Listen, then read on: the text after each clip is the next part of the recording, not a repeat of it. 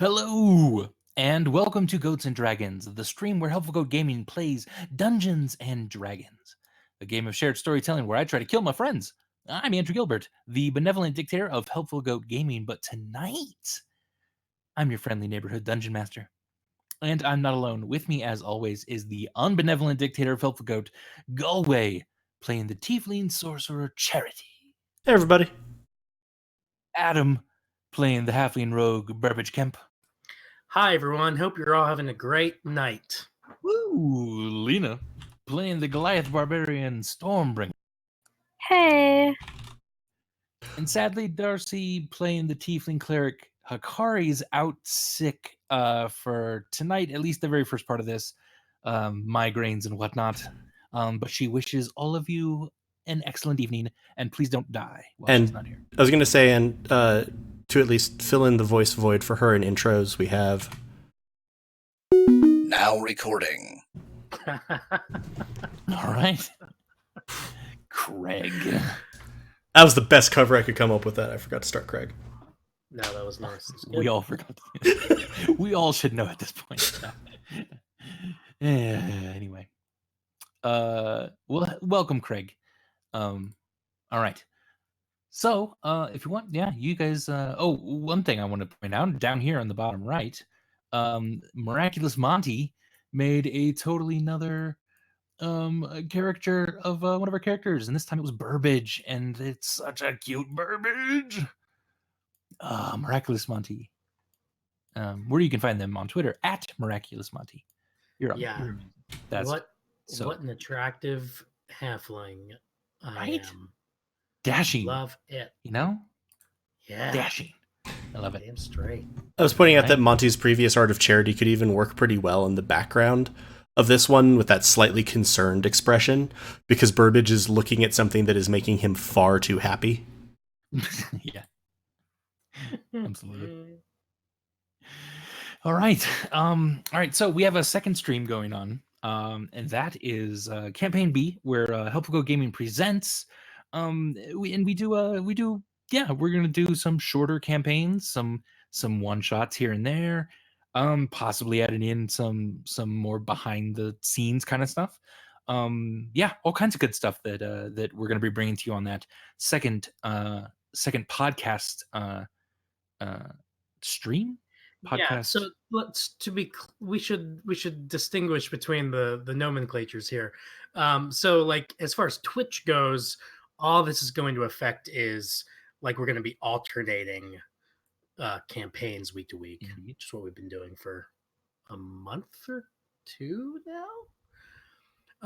But the other campaign that we're running every other week, Waterdeep, that is going to be released in a second podcast feed, which, you know, if you're out there listening right now, you can actually subscribe to this other podcast feed now, probably. It's called Helpful Goat Presents, a games and gaming podcast. But we're going to officially start releasing content there on August 30th. Is that right? I think that's right. Yeah, I think it is. Anyway, be on the lookout. And podcast for the Kane Fates of Rin, first season ends late September, and I believe, and then we start the second season of that in September 30th. Yeah. Yes. I believe. Yeah.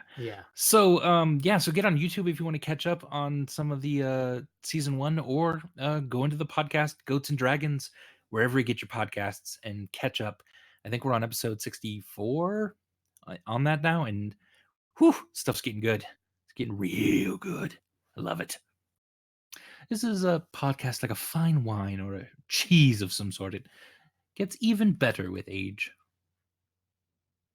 Hey, we're affiliate, which means you're able to cheer and subscribe to us. And as a reminder, anyone who has Amazon Prime, you're able to cheer and subscribe for free through Twitch Prime. It's super easy to get those accounts linked up, get that all set up.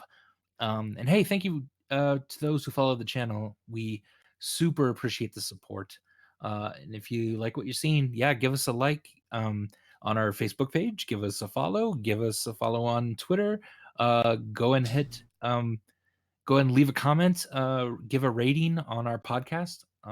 Yeah, all of that is a free, easy way to help support us, and we immensely appreciate it. Indeed. Andy's not next. You're next. Anyway. With that, let's begin tonight's episode of Goats and Dragons.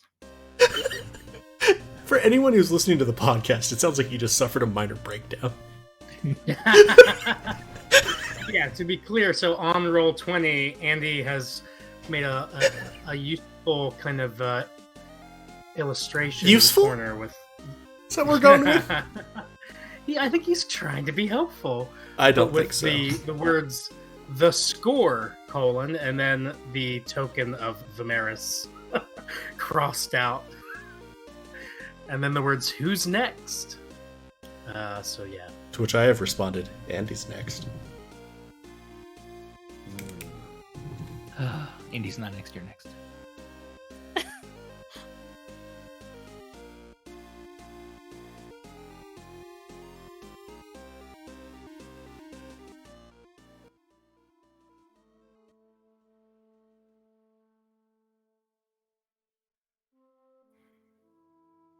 Previously on Goats and Dragons, the Fates of Rin.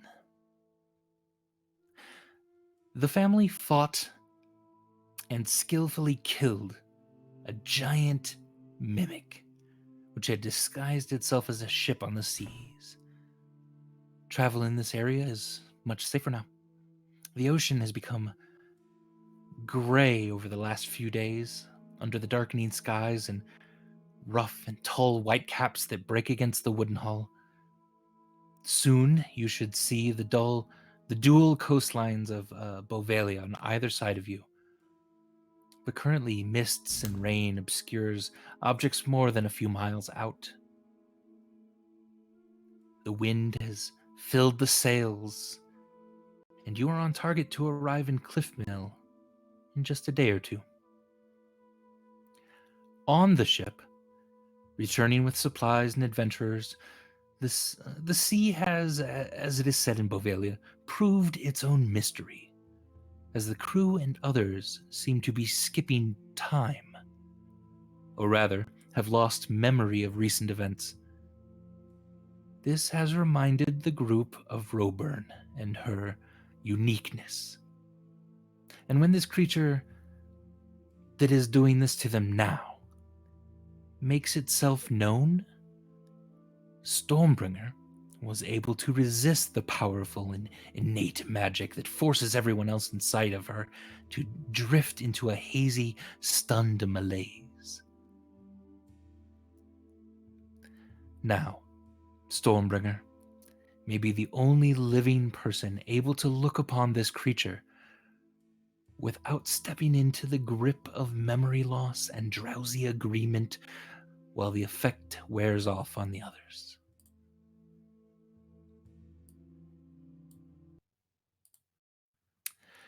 At this point, why don't we have everyone hop off but Stormbringer. This is a good start, everybody. Live! I hate this. Good luck, Um, Lena.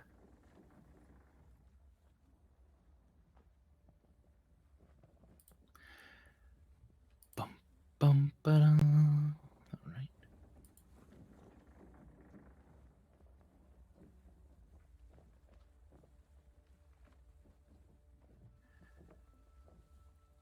You're already measuring how far she is. I'm just checking.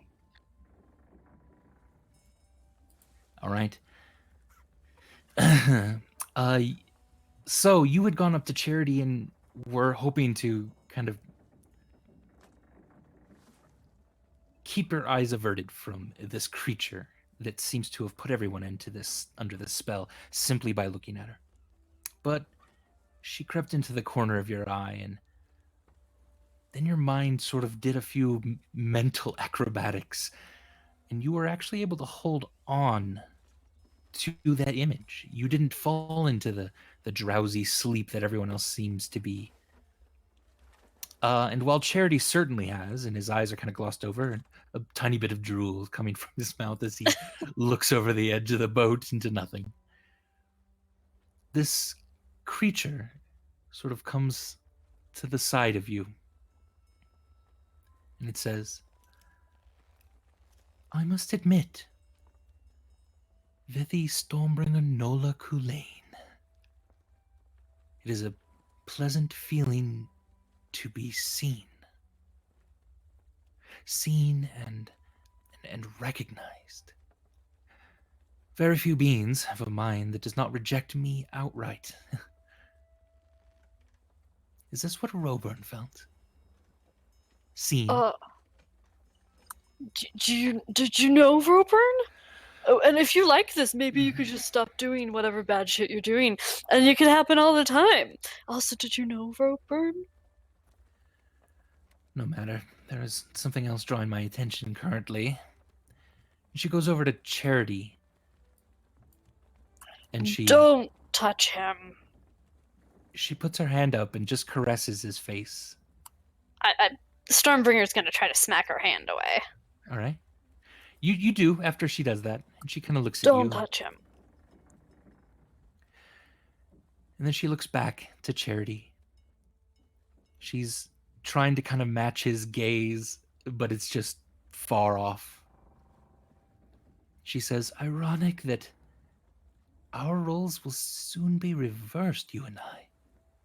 I'm gonna physically move Charity away from her, so back behind me. Okay. I'm putting myself in between Charity and her. All right. You can talk to him from over there. I don't need to talk to him necessarily. After he's with me, we'll talk all we want. He's not going anywhere with you. Get off my boat. It's funny that I'll just wipe him clean so that now he won't even remember you.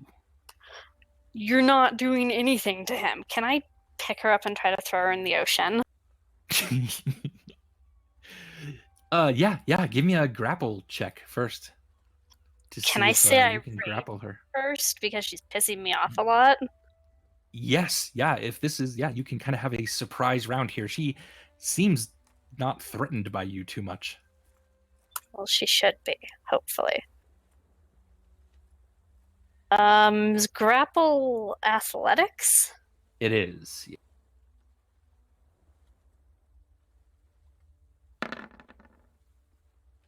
So I rolled a 23? Okay. You absolutely grapple her.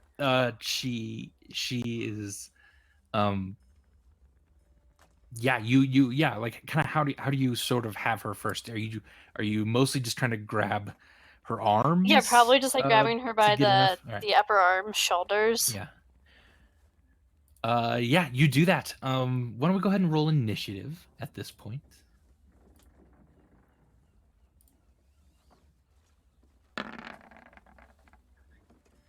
I got an 11. Okay.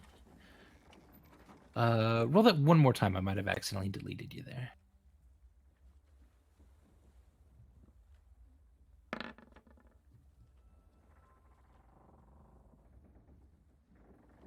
Okay. I'll put you at 11. All right.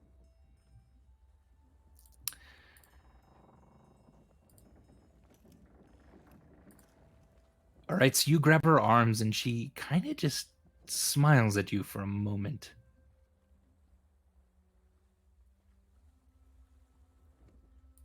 And then her smile begins to fade.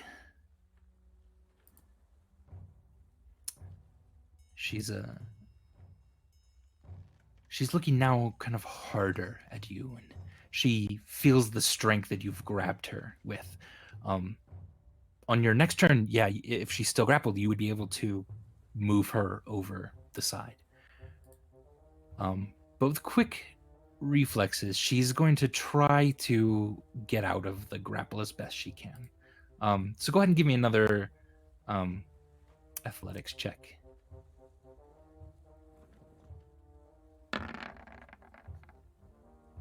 $24.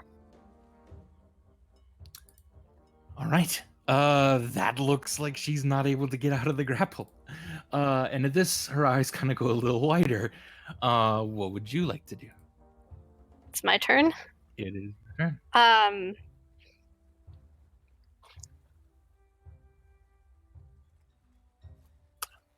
Why are you doing this stuff? And I'm just gonna shake her really violently. Can it be violently enough to do damage? I don't know how you do that.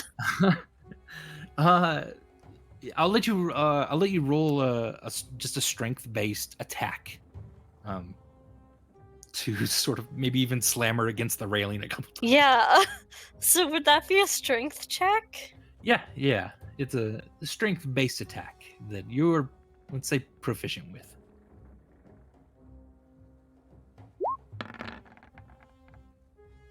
So 20 Okay. then. Yeah. Go ahead and give me a d6 damage die as you crack the railing just a little bit, kind of slamming her into it.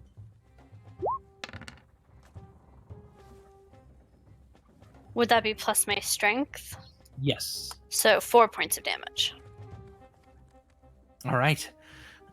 Yeah, you definitely gonna give her a bruise doing this. She now realizes she can't just wiggle away from this. And sort of an answer to your question, although trying to avoid it as well.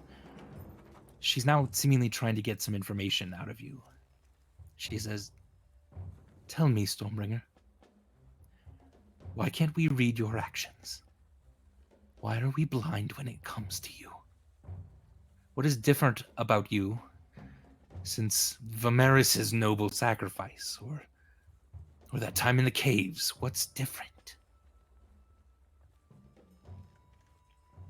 And if that's your turn, unless you want to try to move her overboard. I mean, like, no, I'm not going to throw her overboard yet. I'm like, Stormbringer's not that smart, but she's smart enough to know that information would be useful. Okay. All right. So make a strength athletics check, and if you want, at this point, you can restrain her. Yeah, I'm Unless definitely you going to want do her that to if I kind of can. still. Yeah. 18? 18's good. She rolled a 2. All right, so she is technically restrained. You are able to move her as you see fit at the moment. If I try to tie her up, is that going to remove, like, is that going to cancel out the restraint because I have to keep holding her actively? Yes, unless you have manacles on you. I definitely don't. Okay, the tying of the rope would probably let her out a little bit. Okay. Well, we're going to move here away from Charity because I don't want her near him. And I'm going to keep shaking her. I don't know what you're talking about! And everything is punctuated with shakes. Okay. Why are you doing this? You're shaking her back and forth, and she just kind of smiles briefly at you. She doesn't you can maybe get a glimmer of fear in her eyes. She doesn't interact with people like this very often. And she just kind of, I mean, you have her basically in a chokehold at this point. And she just kind of like pulls in your arm just enough to kind of speak again. And she says, "I've known you since you were no taller than I. We've seen what you've done and what you've left undone. Stormbringer, I know your shame. Does your family know as much as we do? Do they know what you've done? Why you can't return? Did you ever give Vimeris that explanation you promised him?" And at At this, she's just wiggling really hard, but she can't quite get away from your restrained grasp. Oh, that's really none of your business at all, okay? You're just a fake wannabe Roburn, and you're not as good as Roburn was, and I don't even know anything you're talking about anyway. You're a liar, and I hate you. And I'm gonna try to choke her out. Like, Okay. I want her to be unconscious. Excellent. Yeah. Good. Give me another attack roll then with strength.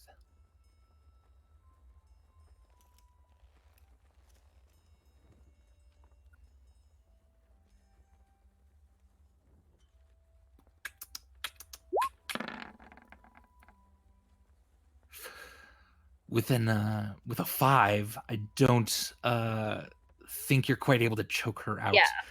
And in fact, she starts to kind of loosen, and she's back now into the grapple position with you.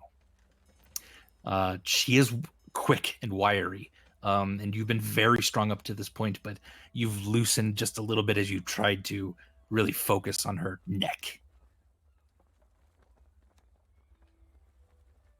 All right. And she's going to try one more time to get out of your grapple. Give me another one.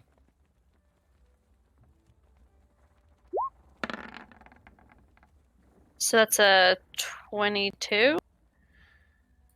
All right. She's not able to free from the grapple, and it's your turn. I'm gonna try to make her go unconscious again. So I'm trying to get to choke her out. I just right. seem like really upset and frustrated and No problem. confused. Yep. Try to make another kind of grapple attack to restrain her.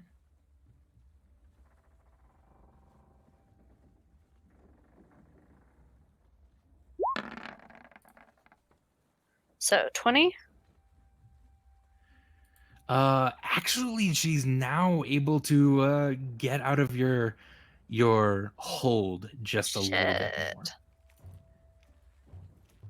more. You see kind of a new renewed flare in her eyes, as she twists around, and your arms are your wrists are trying to hold on to her wrists, and she flips around, and it's now just slightly slippery as she pulls away, and your left hand is just resting still on her like left wrist. So you still have kind of a hold of her, but she is a lot more free than you would think, and she very easily, you see this in a lot of what Charity does, she starts making these kind of arcane symbols in the air, and she looks at you as she now bends down and slams her hand onto the ground. And Stormbringer, Yeah. giant spiders Jesus Christ, Andy. appear all around you. Why?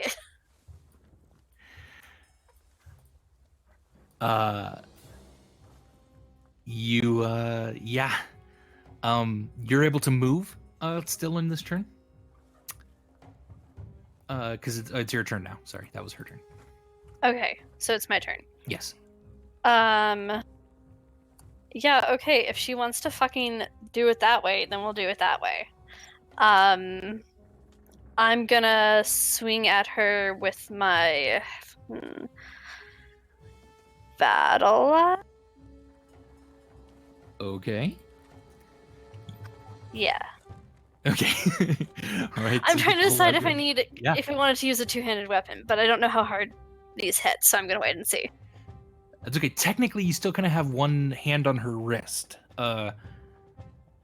So if you wanted to, yeah, you can pull out your shield, let go of that, or two-handed this battle axe, whatever you'd like. Yeah, I'm gonna let go of her and pull out my shield, for now, and hit her with my durable battle axe. All right. That shouldn't have had advantage. But That's it's okay. still The 20, 20. yeah. First, yep. Your axe glowing and gleaming in the sunlight now. You see a glint like move across her face as you motion the axe down on top of her, and that hits. Go ahead and roll damage. Is that the one-handed or? Yeah, one-handed. So 12 points of damage, and then she needs to make a. Well, wait. Second attack. Okay.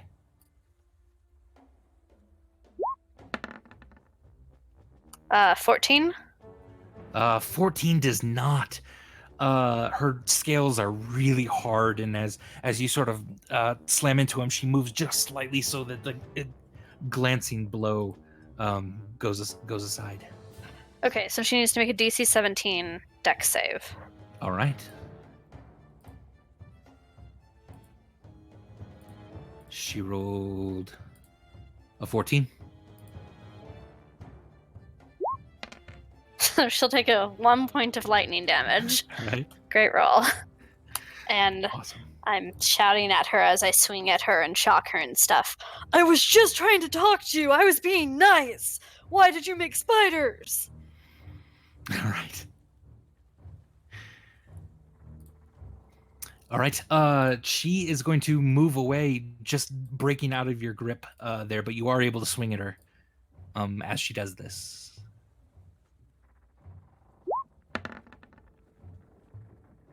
12 doesn't hit. 12 does not hit. She's too quick.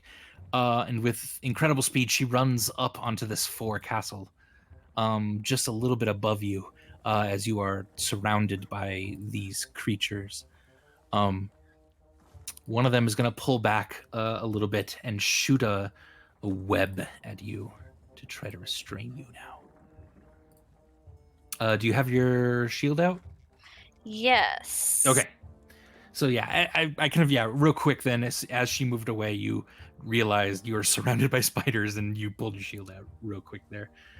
And a 13 then does not hit you. Some webbing goes wide and sticks to the wall next to you.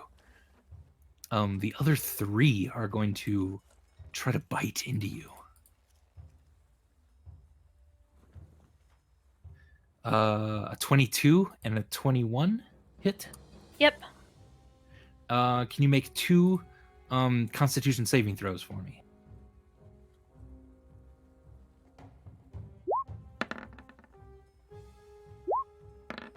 So a 15 and a 13. All right.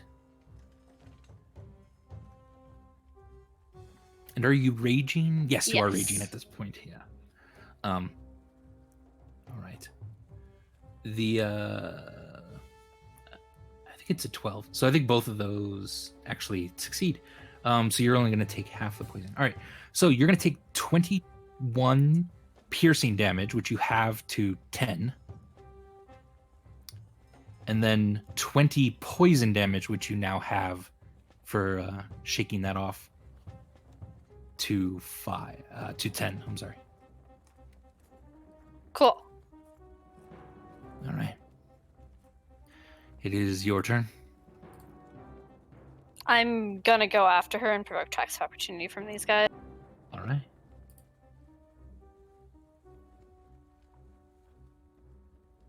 A 13, an 18, and a 7. None of those hit. All right. So as you're running away, you just hear these like giant mandibles snapping at the air right above your head. But you're able to climb up the stairs here to get to her. Don't run away. Fight me like a tough person. Roburn was tough. And I'm gonna swing at her with my durable battle axe. All right. 21. 21 hits. 10 points of slashing damage. All right. And second attack. 11. 11. She just dodges underneath your cleaving battle axe. And she needs to make a DC 17 dex save. All right. As the storm above you is now riled itself into an angry ball of gray cloud, sparks, shoot from your body. And let's see if they hit her. She rolled a 17. So she'll take half of 1, which is 0. 0, yeah. I don't know why I can't roll my lightning tonight. All good.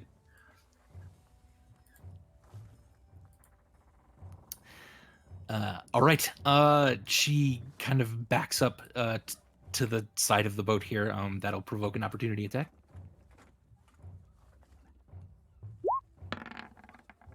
24? That hits. 13 points of damage. All right. And at this, your axe cleaves into her. You see now a spray of blue blood across the bow of the ship. She turns around and very quickly tries to cover up the wound by placing it away from you, and she just daggers in her eyes at this point. She says, Stonebringer, I know you think you found something with these degenerates,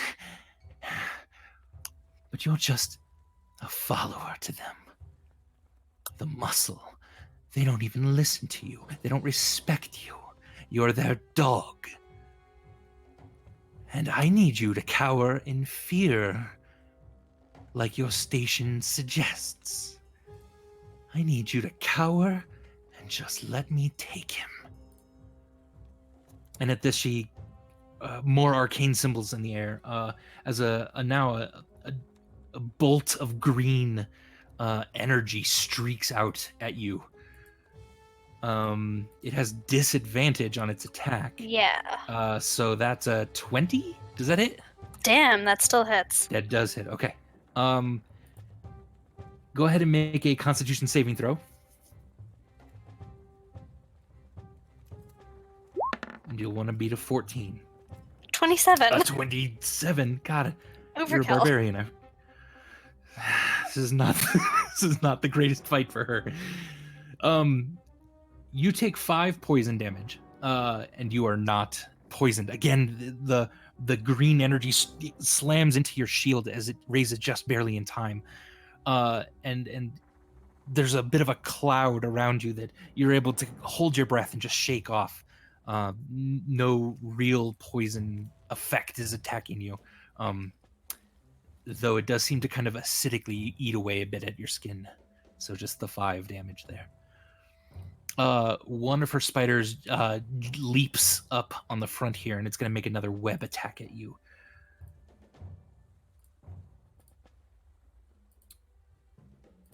It rolled a 21. Hits. Okay, that hits you. You are now covered in a sticky web substance. And as an action, on your turn, you can make a strength check to be free of it. Another one climbs up the mast right next to you, Stormbringer, and is going to bite at you, but it has advantage because you're restrained.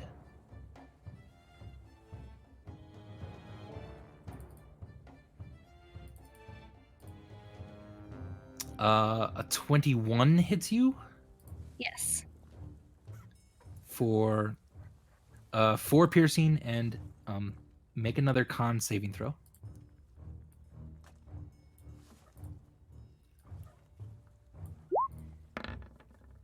$11.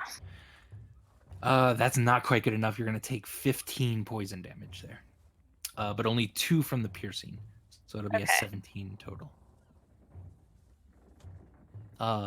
Another one comes over and is biting at you. However, it seemed to just bite into where your shield is covered up by the web. You can't quite see it, and it's just gnawing on your shield, but not you. The other one is kind of hissing at Charity, and you can hear this like disgusting hissing that it's making right next to Charity. And you do notice that Charity's halos have erupted in silver flame. It doesn't, again, it's just a reaction that Charity seems to be having. He's still not with it or anything. He's not making any choices, but his body just sort of instinctually, in the presence of a fight like this, has put the halos around it.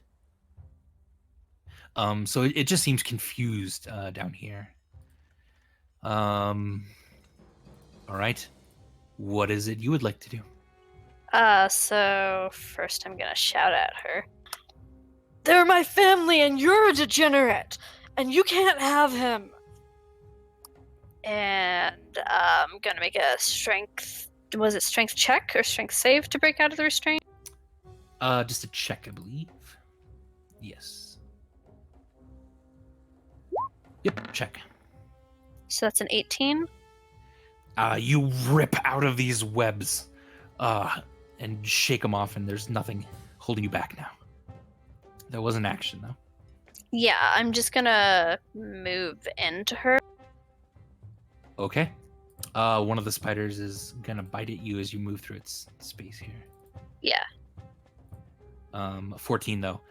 You just hear it chomp down right next to you, and you move right up to her again. Who now And is she looking. needs the... You see more blood now dripping down the railing, that blue sort of ichor substance. And she needs to make a dexterity saving throw. Yep. She rolled a 18. So she'll take half of 2 All right. lightning damage. If it One lightning damage. Yep. Yeah. All right. Excellent. Yeah. At this, she just says, "You are something that is always wanting. You're too young to save your father, too slow to save Bearwild.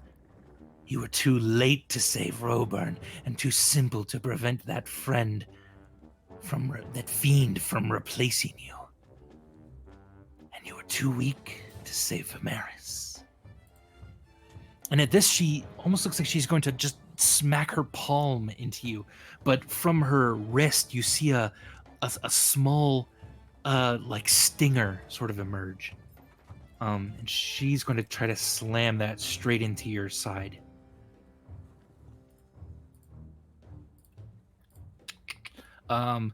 She misses with the first one, and then you see with her left hand, she's got the same thing going, and you just barely are able to smack it away with your shield before the stinger gets to you.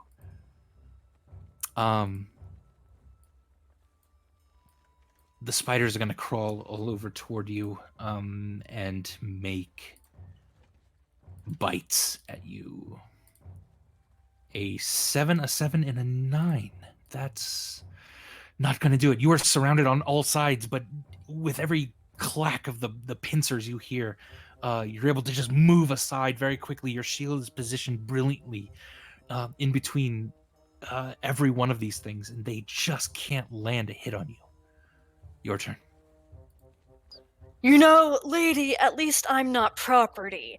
I have my own name. I'm not Behelitz whatever. So you can just fuck off and not die.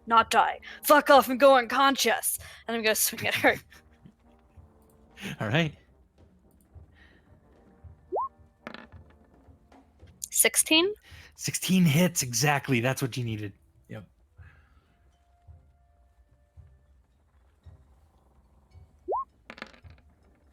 So 9 points of slashing damage. Right. As you carve into her shoulder now, a new sort of blue blood is sprayed across the railing down here. Roll again. Second attack. Mm-hmm. 12. A 12, I'm afraid, does not hit as she just barely moves aside as you slam your axe into the railing, and it's stuck there for a second as you pull it out. And DC 17 dex save. All right.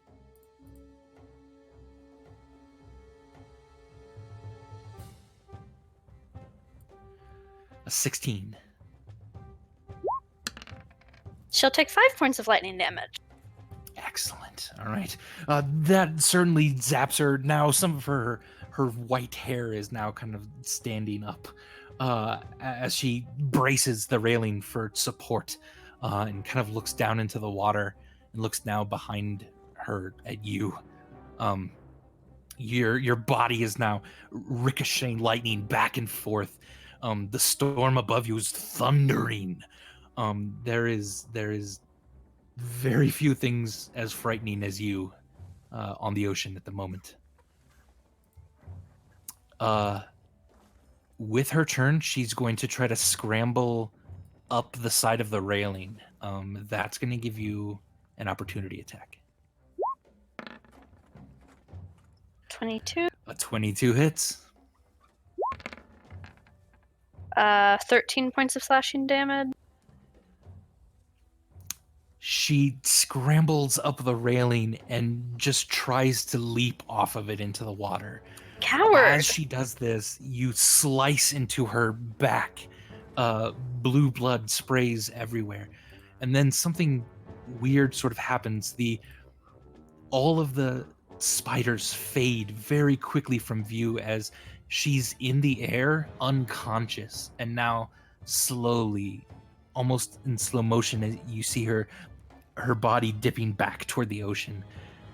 Stormbringer, if you want, you could probably try to grab at her. I do though want you to do do believe that. she's unconscious. Okay. I'm trying to keep her from falling in the water. Make a dexterity check, please, to try to hold on to her. Dex check or dex save? It's going to be a dex check. I don't know why I'm asking. It's the same for... It's not like I have proficiency with that. It's all right. 13? A 13. As she's unconscious, you're just barely able to grab her ankle. And he kind of slams her against the side of the boat. Well, she deserves it. But you do think, Stormbringer, that you now have control of her. If you want, you think you can pull her up. And at the same time, you do know how dangerous this creature is on this boat. Even you, for a second there, were almost completely under her spell again. I'm gonna pull her up and then think about what I'm doing with my life. Okay, you pull her up and kind of slump her body onto the front of the boat here. Do I think that if she's fully restrained, she can't do the memory stuff or spells that have somatic component? Because she's been taking her shirt off to do memory stuff, so I assume that's why. But maybe she just gets off on taking her shirt off. I don't know. So what you know is, as best you can, of this creature from Roburn as well, is that this is their form. This is what they look like. This is not something they're trying to do. It's just something that is them. And the only time it's not effective is when they don't look like this. The way that Roburn dealt with that was she had a magic necklace that was able to transform the way she looked. You wonder if this creature is somewhat similar, and that her dress herself, the white dress that she's wearing, is something kind of similar. That she's able to make it look like she's not this person. But right now she's unconscious and looking like this no matter what. And she's wearing the white dress right now, right? So it doesn't seem like it's something like Roburn's necklace where it works no matter what. Well, it's still around her waist, basically. It's still sort of tied up around her waist. Okay, I'm going to put her dress back on her appropriately and see if that... Okay. Yeah, but you think that she needs to make kind of a choice then to activate it? Because the dress itself is not doing anything when you put it back on her. Do I think if I cover her with a blanket or stick her in a bag or something where we can't see her, it won't matter? Then, like, she won't be able to do the memory thing. It's possible, yeah, because it seems like seeing her in some way, even just a little bit of her, is what triggers this. Okay, so I'm going to tie her up really well and then go downstairs to find a really large bag to stick her in. Okay.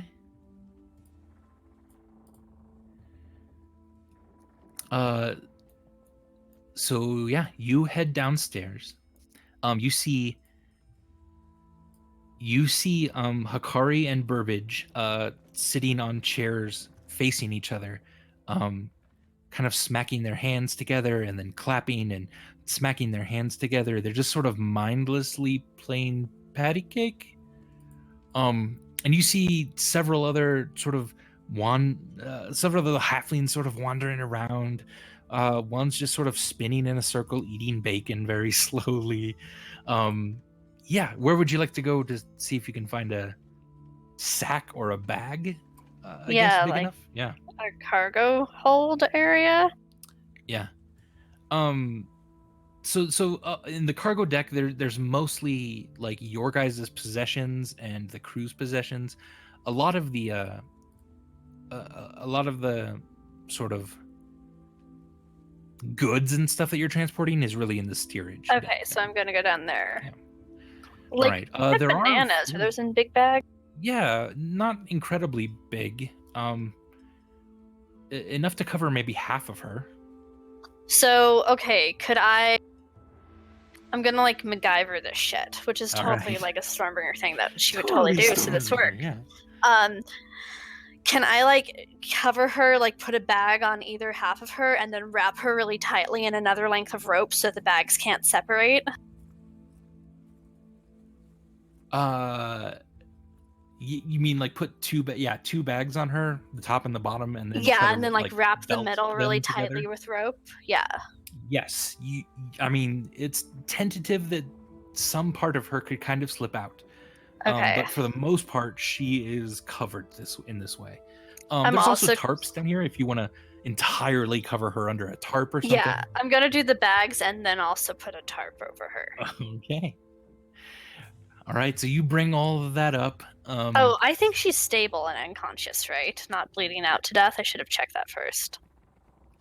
You don't know. Yeah, you could run up and check. Okay, I'm gonna go back up really quickly and check that, and then tie her All right. up better. You have all of these things. Go ahead and give me a medicine check.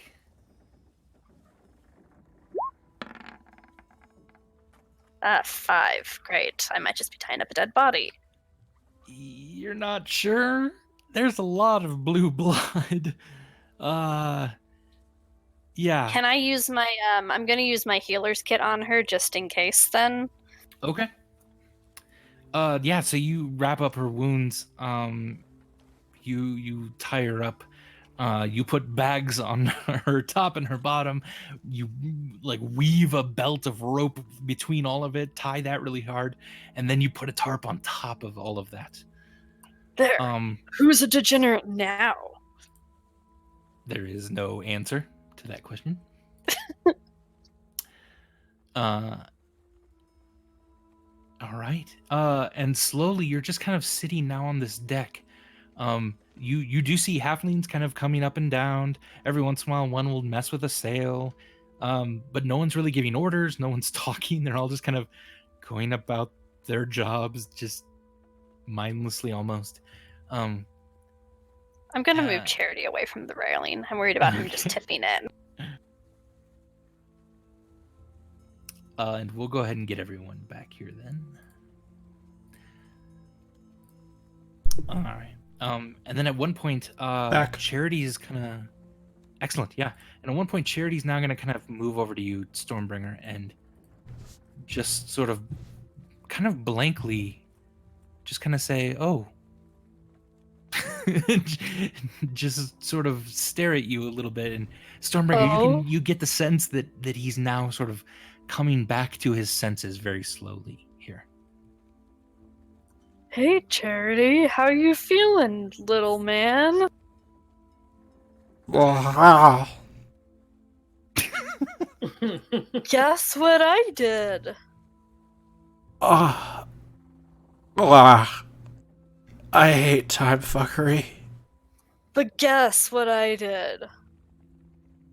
I'm gonna look at Stormbringer. How does Stormbringer look?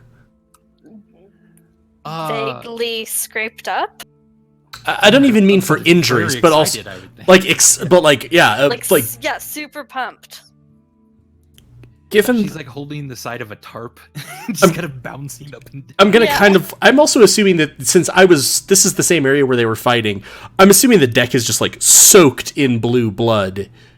Stormbringer probably has some on her, and I'm like, given the very unnaturally colored blood and your massive excitement, I would assume you've murdered the ever-loving bejesus out of whatever was doing this to us? Even better! Guess what's under the tarp? The unconscious body of whatever was doing this to us? Yeah! I mean, hopefully. I'm not good at the whole medicine thing. That's kind of your, area of expertise. So I might have just tied up her dead body and stuffed her in some bags. But hopefully she's alive and unconscious and in bags. How long have I been out? How long have they been out? Really only about half an hour. Nope, not even that. Well, yeah, 20 minutes at most, probably at this point. Only like 20 minutes. Which is probably the quickest time fuckery you've noticed ever. I'm gonna also pause. Is Burbage on deck now? Yeah, Burbage just kind of wandered onto deck with a banana in his hand, and he's looking at it really confused. Burbage! Hey, littler man! Guess what I did? Guess! Perhaps it's nothing? I'm kidding. Oh. What's going on? It was fucking well something. Ow. No, but you have to guess. Guess. It's the tarp as a hint. Yeah. All right. Andy, what does Burbage remember right now of the last 20 minutes or more? Nothing. Last thing you remember, you were picking up bacon from the table and telling people about time fuckery. Yeah. What's under the top? Is it a lot of floppy bacon? No, but that would be cool too, but not quite as exciting. Is it Meepus? Oh, Did you kill no. That would be... What if Meepus is involved? No. I think I caught and not just killed the lady who was doing the time fuckery all on my own. I did it, and she's under the tarp in bags and ropes, and we can't look at her ever again, but we should question her, assuming she's not dead. Oh. Wow. Good job, Stormbringer. That's incredible. Thank you. She was a real bitch.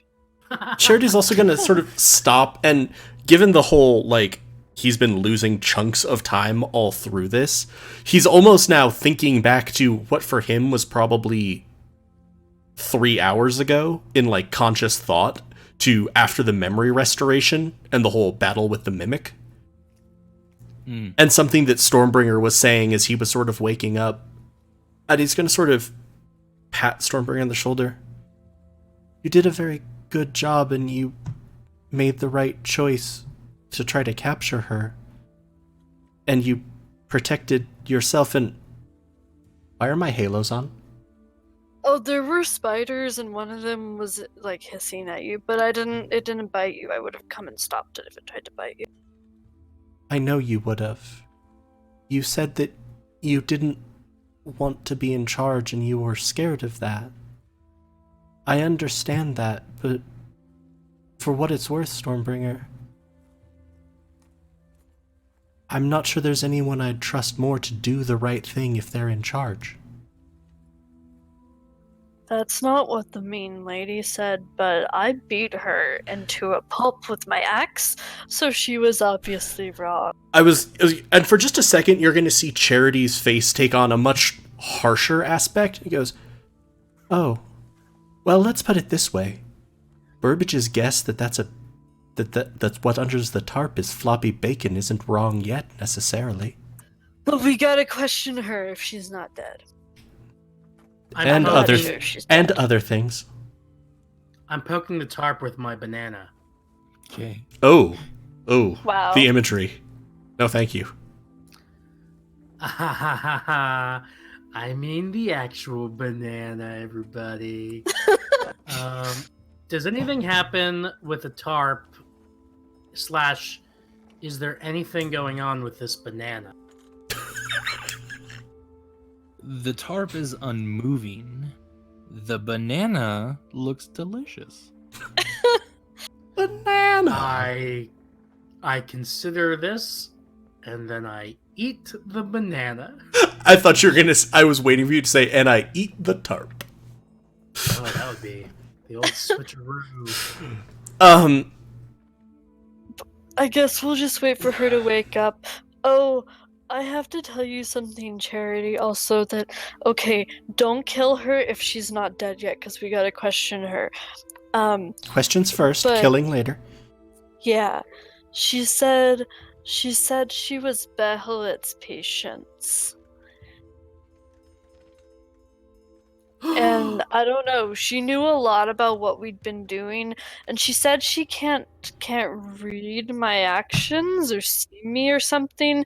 Sometimes, I don't know, she was asking me about why, and I didn't know what she was talking about. Stormbringer. She knows a lot about stuff that I don't think even you guys know about, so that's freaky. Did she say she was here to kill me? Does Behelit want me dead No. again? Last I knew, she Oh, stopped giving a no. shit about me. I forgot. She said she was here to take Charity, but I didn't let her. Oh, thank God. All right, so she doesn't care about me No. anymore, right? I don't know. I didn't ask. Okay. I asked a lot of questions, but not that, and she didn't answer any of my questions anyways, but we'll get her to answer the questions, assuming she's not dead. Charity's sort of rubbing his head. She looked like Roburn, and she knew about Roburn, and I don't think Roburn knew her, because Roburn was nice, and Roburn wouldn't do things like this. Roburn was nice. Andy, does the patience of Behelit bring anything up for me? Give me a history check.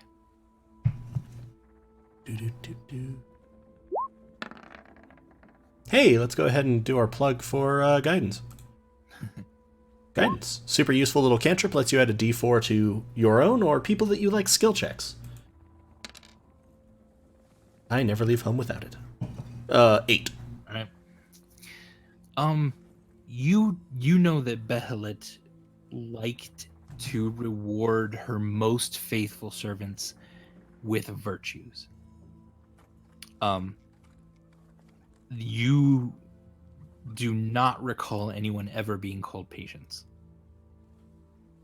Do with that what you will. So similarly, I feel like that's where my charity came from. Yes.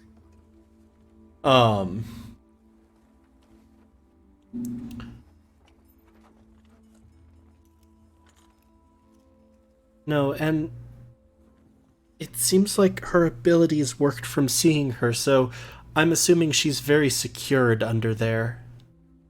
Yeah, she's tied up, and then she's inside 2 bags because she's kind of big. And the bags are tied to her, and then there's a Can I sort of feeling on the tarp feel for where I think a face is? Yeah, you feel it's kind of pointed a little bit more toward Burbage's side. Yeah. So, as I'm going to feel to that, I'm going to, like, hold my hand down. Do I feel any breath against my hand? Give me a perception check. But see, I like medicine better.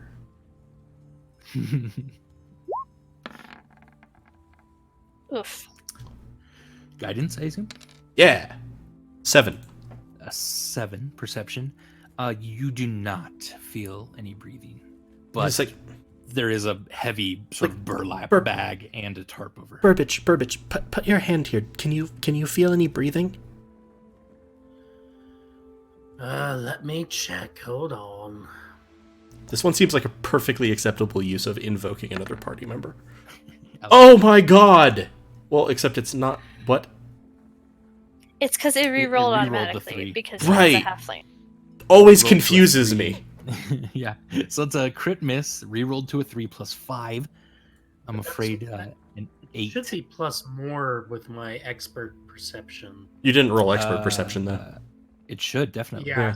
I don't know if we should if we can manually add it or. Yeah, I think it's If I should another. re-roll. I think it's doubles your perception. So it should be another 4 proficiency bonus. onto that. So it's a 12. 12. With a 12 though, Burbage, you can't feel a breath either. Yeah, I don't feel anything. Who's under here, though, Stormbringer? I mean, what did she look like? She looked like Roburn, except sometimes not like Roburn, but she was just pretending, like Roburn was sometimes. Was she somebody we'd met before? I seem to recall that the voice sounded somewhat familiar, maybe? Did I recognize her elven form? Yeah, her elven form that you saw just very briefly was similar to the woman you saw in the tavern back in Diefield.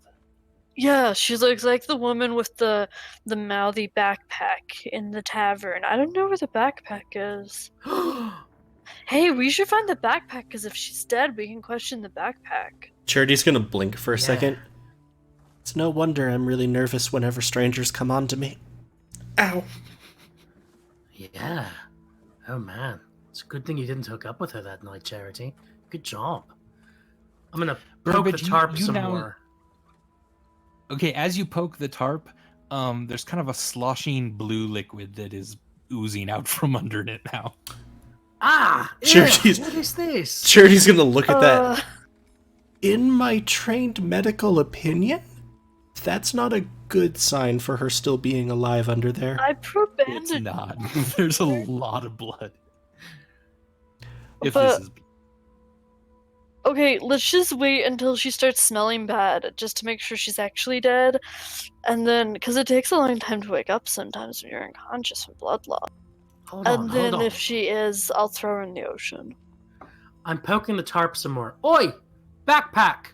Are you in there? Hey, you! She wasn't wearing a backpack when I was fighting No. her, right? Nope, she wasn't. No. She didn't have a backpack on when I fought her. Well, then she must have stowed it somewhere Maybe on it's with the board. bananas. Remember things kept happening with the bananas? Maybe that's where she lived. Maybe she lived with the bananas. I'm gonna look sharply at the banana peel that's still in my hand. Stormbringer, you're a genius! I'm gonna toss the banana peel and it's gonna just happen to hit Charity right in the face. And I'm gonna run down to the steerage deck to where this all began. Okay. You run down. You don't see Hikari anywhere. And you go all the way down to the steerage deck. Yeah, and you start looking around. You don't see anything immediately. And whoever would like to go with him, I guess you can. But I'm gonna probably be prodding gently at the form underneath the thing and trying to, I don't know, especially I'll also be trying to get to a point where I might be able to, like, feel a pulse, breath, you know. I'm gonna go help him look for the backpack, but don't lift up the tarp, okay? No Considering matter you're what. the only person that can resist the effects of this creature, it seems like it would be a bad idea for you to leave its general vicinity. Oh. But... Especially if you said question she the was trying to backpack. take me. Oh. I don't want Stormbringer is so upset because she can't go look for the backpack. I don't want to be taken. Could you go look for the backpack then? And I'll stay here and make sure she doesn't move? Sure. Okay. Yeah, Charity, you're not finding any signs of life at this point. At the door, I'm gonna go, it was a good try. I'm pretty sure she's dead, though. And then I'm But gonna I just forgot to bandage her for a while. work my way down here. I rolled a 27 perception check. You did. You don't see anything in this room pertaining to the backpack at all. Do I see anything else? Lots of bananas, lots of covered supplies. Oddly enough, you and the crew have been going through some of the supplies pretty well on your journey back home here. You've been feasting basically every night and drinking a decent amount of liquor. So you've definitely dipped into these stores down here. Yeah. All right. Nothing else. Here's my other question. Does Burbage remember anything about his interactions with Hikari over the past 12 hours? Yes, absolutely. Yeah.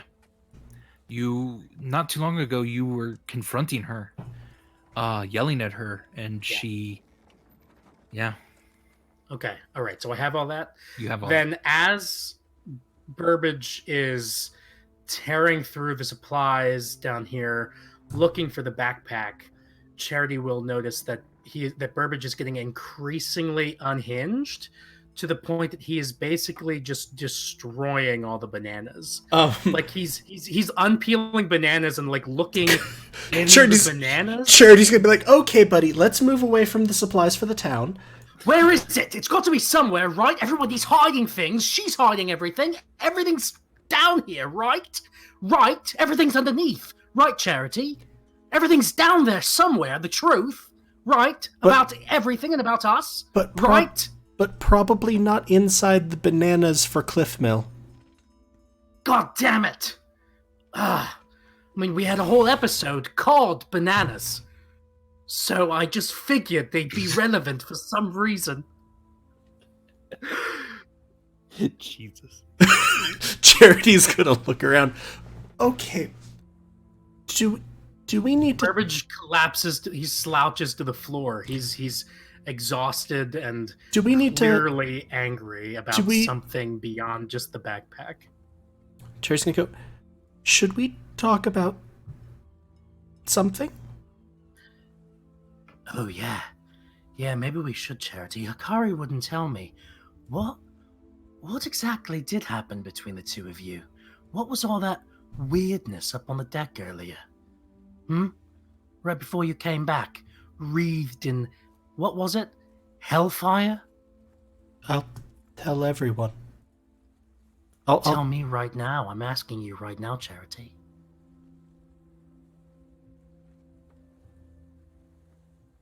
When I was 10 years old, my father forced me to kill Hikari as a test of my using Hellfire.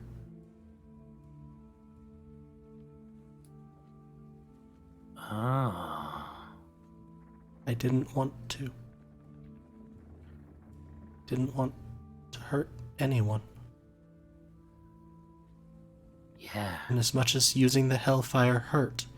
And at this, Charity's gonna sort of pull down the shoulder of his robe, revealing that, like, there are layers to his scarring, and sort of the base layer has this sort of cracked, veined appearance. Mm-hmm. As much as that hurt, what he would have done to me if I didn't would have hurt more. Totally understandable. Oh man, no wonder Hikari's been acting weird about the two of you. Huh. That's why it meant so much to me that she said she didn't blame me. Oh, yeah, you think she meant that?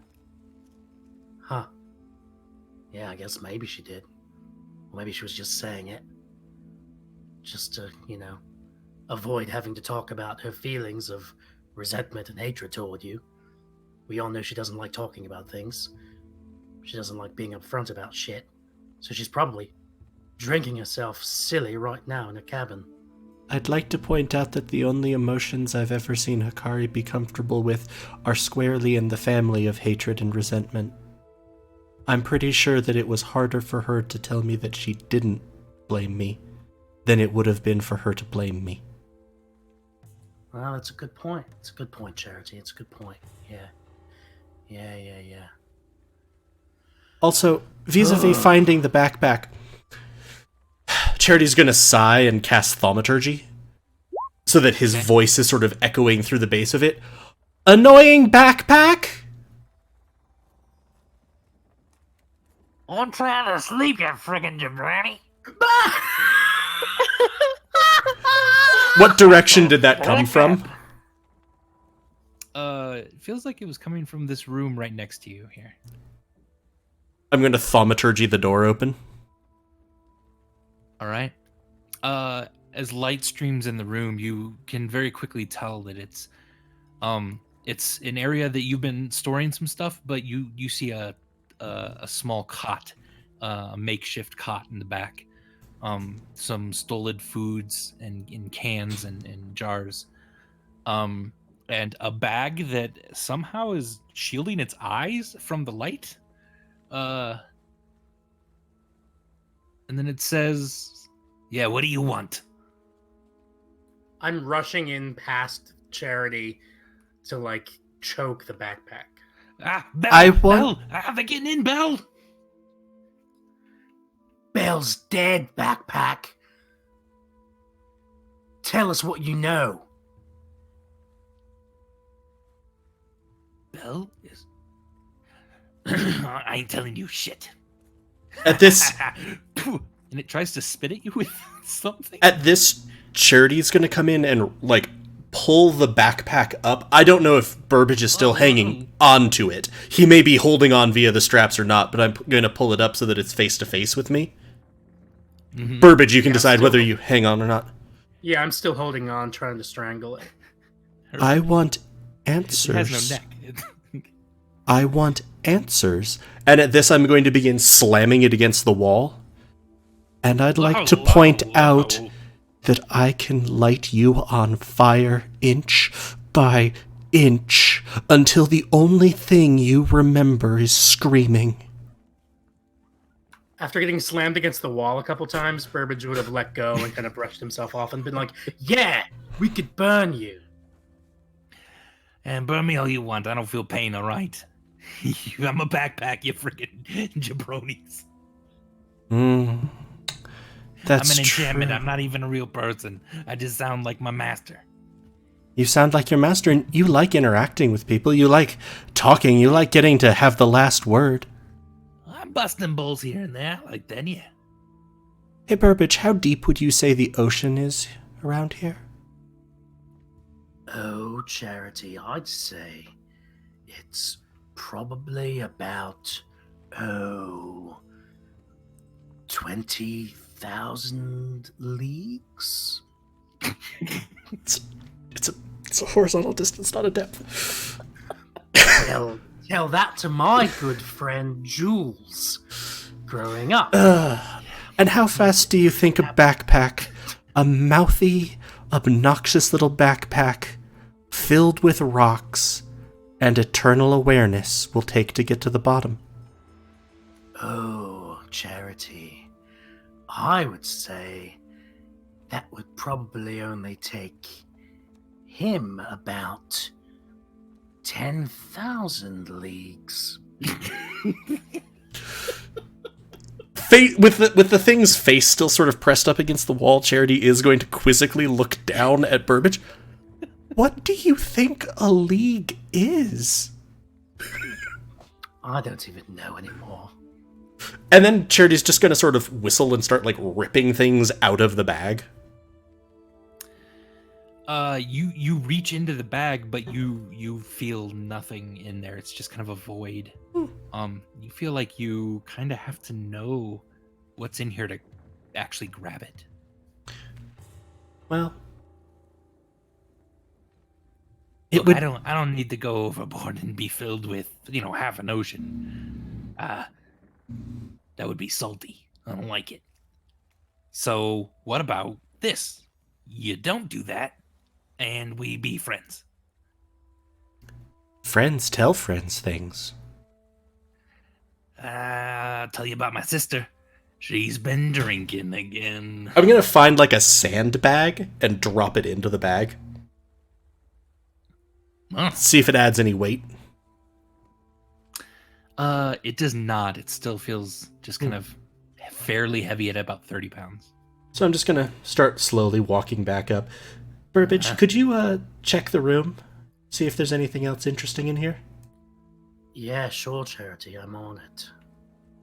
I'm going to tie a rope around one of the handles of the bag. Hey, you found it? You found the mouthy backpack? Yeah, they found me, Toots. As Yay! I'm going to start lowering down towards the waterline. Hey, what are you doing? We need to talk to Wait, him.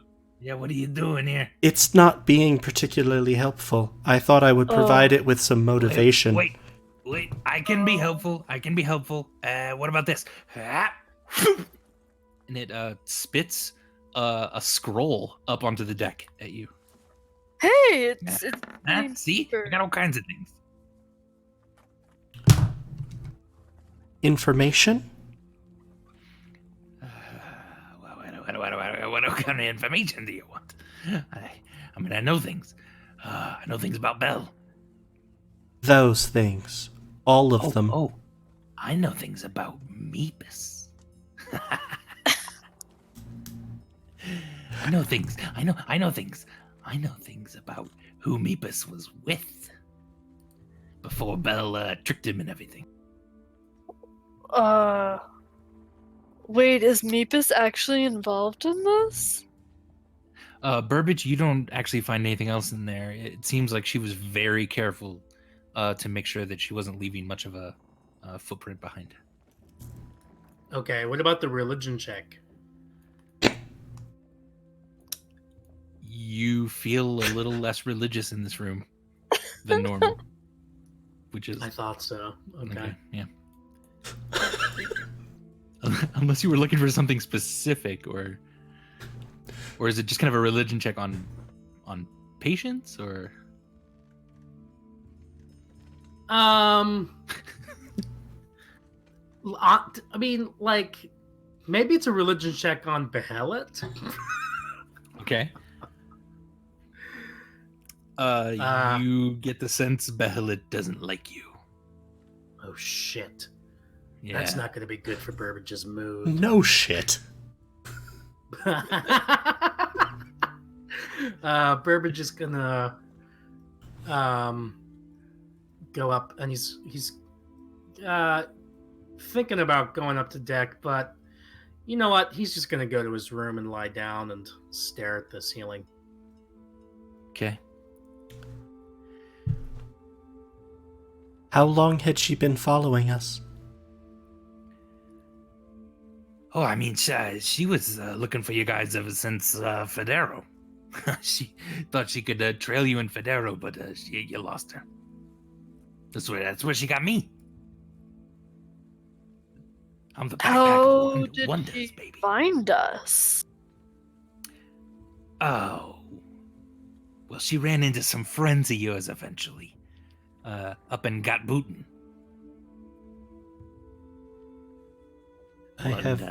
They had some information about you. What friends? There was that Meepus. She wooed him to pretend to be her beau, and yeah, and then Meepus said something about the orc, the one with one arm, only one arm. There's a little girl or something he captured. Yeah. Oh, they didn't say anything though. It was just Meepus. Meepus said Burbage would definitely be in Cliff Mill or Diefield or somewhere around there. We should have killed Meepus. Oh, definitely, you should have given Meepus. Yeah. Charity has a small smile. I'll amend that mistake over a period of days. Now. Yeah, look, I'm your friend now. Huh? I said all of those things about Belle, and I liked Belle. This is a good chick. Yeah. Did she store anything particularly important in you? Oh, totally, yeah. Could we have those things? Oh, when I said totally, yeah, I meant no, she did not. Nothing really important there. Charity's gonna throw you in the ocean. At this, the rope is lowering. Yeah, look, some copper pieces. Like 4 copper pieces land on the deck. The bag is now, like, the mouth is out of the water, because, like, I hooked the rope such that it would be, but, like, the bag is halfway in the water. Yeah. Yeah, some spray, like, gets in it, and it's like, oh, I hate salt, it's bad for the bag. It doesn't work on the leather very well. Okay, pull me up, I got more. Charity will pull the bag up. Give me an intimidation check with advantage at this point. Either both of you or one of you, or yeah.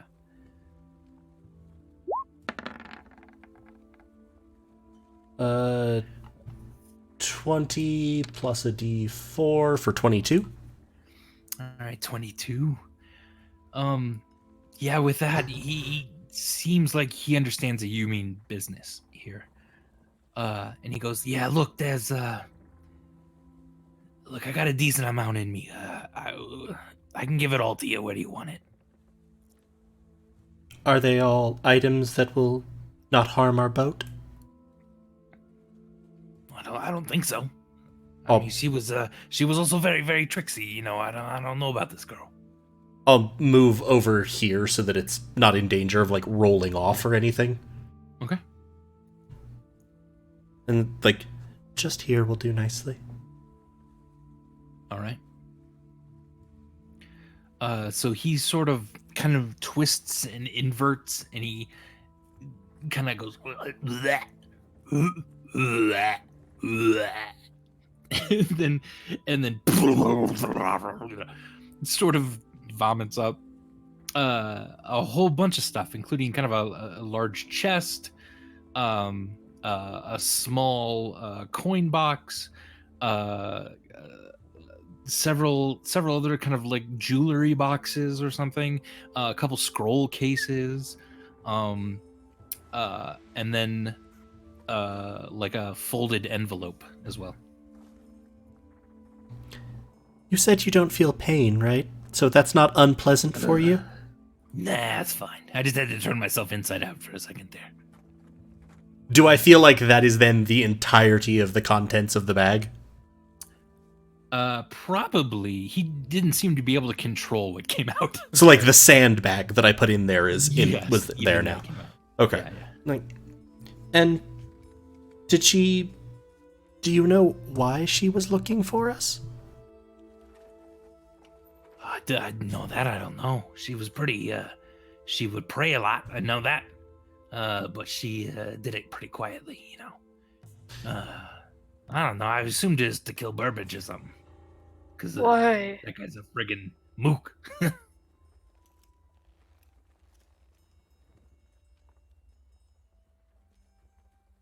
Anything else that you think would be helpful in exchange for your not being filled with a small portion of Bovalia Bay? Think real hard. I'm thinking real hard, man. Jeez. Nah, I got nothing. She could transport, like she could teleport all the way from like Gotbuten to Diefield, though. That was cool. She could do that. How? She made a circle in the ground, and then had some sort of link somewhere in Diefield. It was like, she made a circle in the ground and then popped it anywhere in this room. And they seemed to be expecting her. Who Or was someone. they? Some people in some purple robes or something. What did they look like? Like friggin' meat bags. All of them. Can you be more descriptive? Not really. You fleshy things all looked alike to me.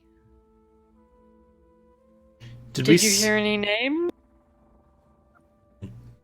Names? Nah. They called her Patience. That was weird. I always knew her as Belle.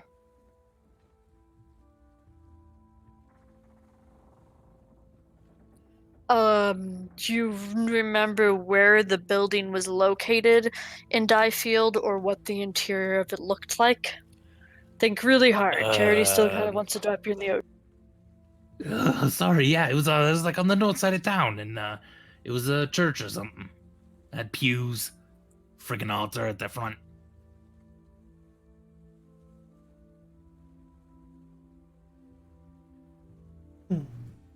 Okay. Thank you, Bag. You've been very helpful. Do you have a name? She called me Baggy. What would you That wasn't like that. to be called? I don't know. I never thought of it. Seamus or something. Seamus sounds good. All right, Seamus. Yeah, Seamus the bag, the wonder bag. Let's not go crazy. Okay. I'll call you that. You can be a wonder bag. I will just generally be referring to you as Seamus. You can have your full name be Seamus the Wonder Bag. I don't mind that. It's a bit long to say in everyday conversation. Do you have any preference about where I hang you up? Oh, jeez. No, somewhere dry would be nice, I guess, but I I was haven't wrong about you guys.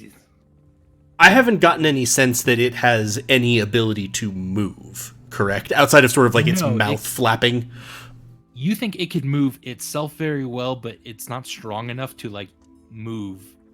Does that make sense? Like it can move its straps and its folds, but it can't actually move its space. Locomote itself. Yes. It can exist in like it's dexterous, but it can't get anywhere even by like holding on to things, etc. It's not like strong enough to pull itself. So I don't think it's a danger to like bail. Right. Well, since you specified dry, I'll leave you here on deck for a little bit so you get some sun. And I'll sort of hook him to one of the pegs on the mast. Okay. Have a nice nap, Seamus. Nice. Oh, thanks. So What are you doing with all the stuff he vomited up? I'm making sure it's not going anywhere. Yeah. Actually, I guess I'll probably be like, where did Burbage go? I asked him to I don't know. check her room and he never came back. You told me to stay with the maybe dead woman. I know, and you did a good job with that. I appreciated it. I mean, I kind of didn't want to lose any more of my time. I'm currently at 30 years and we'll call it a couple of weeks. You're so old. Thanks. That makes me feel better about myself. And I'm just going to sort of pop down. Burbage? Charity. Oh, good. Seamus, the Wonder Bag, gave us Patience's stuff. That's cool. Do you want to look through it with me? Nah, I'm good. I'm just gonna lie here in my room and stare at the ceiling.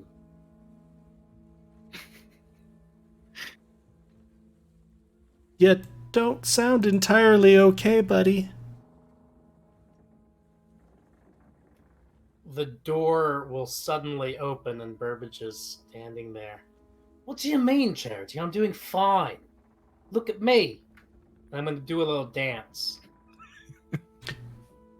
None of this is particularly convincing as to your state of well-being. Let's see. Let's leave that up to the performance roll. It's a pretty good dance. It's That's a 20. It's a very nice dance, but that still doesn't speak to you being okay. I feel like dancing out of context isn't really covered by performance role. You get the sense, Charity, that like he's like, yeah, yeah, popping it like it. Oh yeah. But then as soon as he's done, his face just drops and like there's a small tear in his eye. I'm like, and Charity's like, see, I'm fine. I'm getting a very sad clown feel from these entire proceedings. I'm not a sad clown. I'm just a regular rogue. All right. Now listen. It's okay to I've be been sad. I know it's okay to be sad. I've been sad most of my life, Charity. I'm not sad right now. I'm just frustrated. Now listen. I think at the first chance you get, you ought to look through this brief history of Federa, Volume 2. It's got some interesting stuff in here. All right? And I'm going to grab it and slam it against Charity's chest. I'm not strong. I will put that in your journal, Charity. Charity, like, oh, there you go. if you need to talk about anything or about what was happening with Hakari, I will listen, and if there are questions you have about the things I've discovered, I wanted to tell you all. There sort of hasn't been much time because I think in the time since I discovered my past has been entirely composed of mimicship and time fuckery. Yeah, I know. Time operates so strangely sometimes on our adventures, especially like during combat. Have you ever noticed that time seems to occur only in 6-second chunks when we're fighting. I've That's wondered weird, about don't you that think? before. Hey man, life Yeah. occurs in 6-second chunks. Is this Anyway, Andy, or is there a disembodied voice on the ship? Charity, listen. I've been looking through this book, and there's something I noticed just now. If you're open to... Hold on. I've just got to leaf through it 1 second. Oh, that's not a search feature, that's a zoom in feature. Alright, hold on. I am, by the way, stream and podcast not can be reading the entirety of this thing right now out loud. It's it's a little long. Oh yeah, it's too long. But if you look at Andy, goddammit, where's the part where that says perhaps it's nothing? Which chapter is that? I don't know. I'm sure you'll find it. Oh, the pale spiders, right? Oh yeah, look at this. Second to last paragraph of chapter 6, Charity. It's all about the pale spiders. It says, "He writes, I cannot speak of more here. In fact, perhaps it's nothing. And for those that understand, you'll know that is enough. When I smell the doom lily, the sensation that most comes to me is nothing." Burbage will look up at Charity with suspicious, serious eyes. What do you think that means? Because, Andy, we remember maybe that we were saying perhaps it's nothing. Stormbringer would have reminded you. Yeah. Okay, good. So let's retroactively. I was gonna say, If not, Charity's gonna look at it. Perhaps this is something. I didn't actually mean that to be ironic, but it is. yeah. Oh, How dear. about we get back down to solving mysteries? That kind of that's been my favorite part of adventures, is when we're trying to find the Oni or solve the mystery of the missing carameled apple. That kind of stuff is cool. What I don't like is when my friends die, and when I'm reminded that I did something really bad, and then also when agents of a divine being that wants me dead come and tell me shit, and then put dead bodies up in my face that are all bodies of people that I've killed on the course of my adventures. That stuff. Did that one not happen on the quite as boat? fun. What? Sorry? Did that one happen on the boat? Oh no, that happened back when Charity looks visibly alarmed. No. I'm talking about back when I was pulled into Behelit's realm, into the fire. Oh, yeah, that place sucks. Yeah, it does.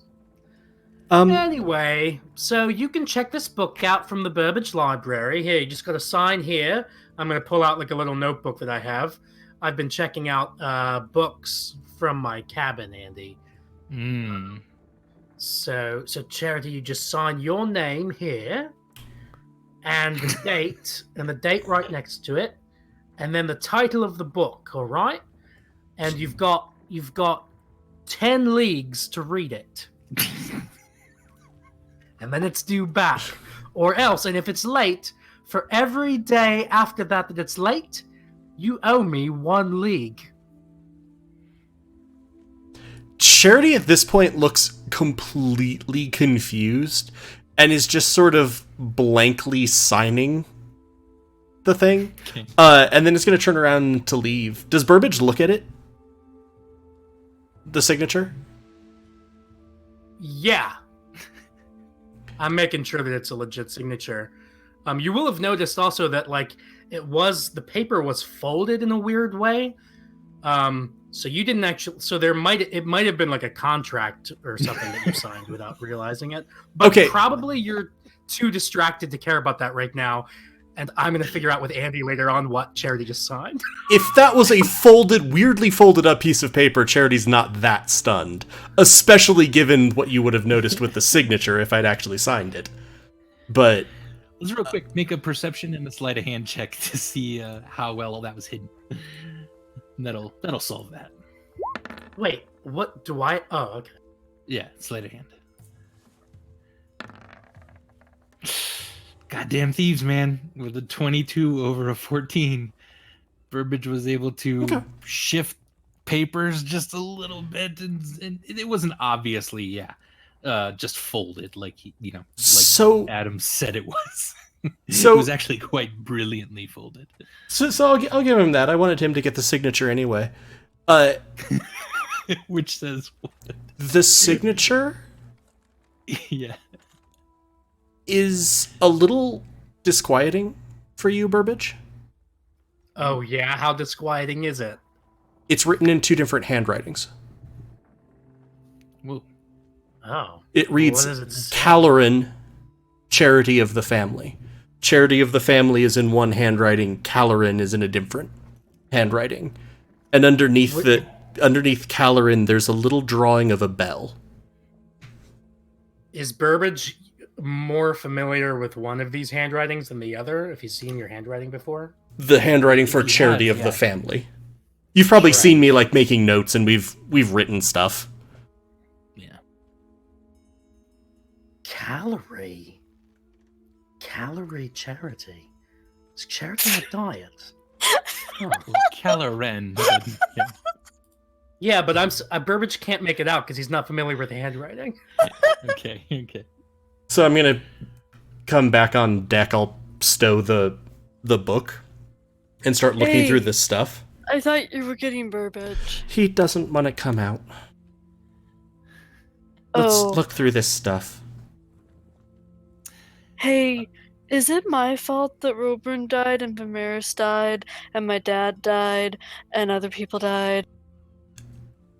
I have no basis for commenting on your father dying, but I very much doubt it, because the answer to the other two is no.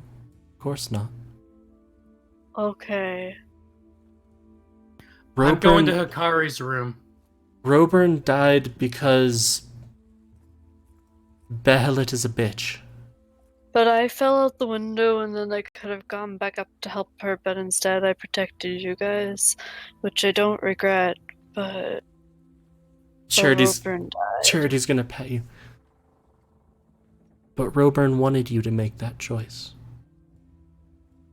I mean, I don't think Roburn wanted to die. I don't think so, but I think that Roburn knew it would have been worse for you if the rest of us had. And if you hadn't come to help us, we probably all would have been dead. Okay, so the drinking thing didn't really work to make me forget about my feelings. So, what would you suggest? I can also ask Burbage. We can crowdsource this. I'm gonna, sort of surreptitiously, hover my hand above, her armor, and cast Mending over her, over her heart.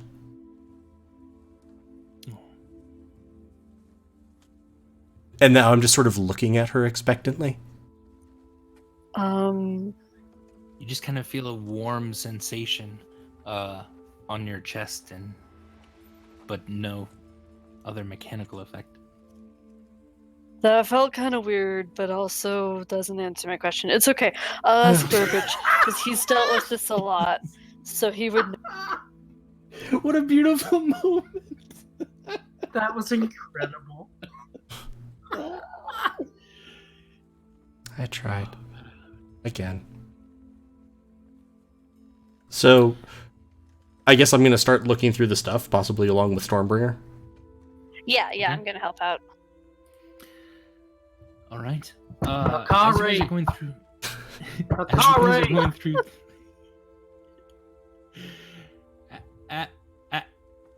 as you guys are going through that, the winds kind of pick up a little bit, and you do feel a bit of a chill The tarp hasn't moved at all. More blood is kind of seeping down, and it's seeping through the grate into the lower deck then a little as well. And a lot of the crew is starting to kind of come out of it as well. And why don't we take a break then right here?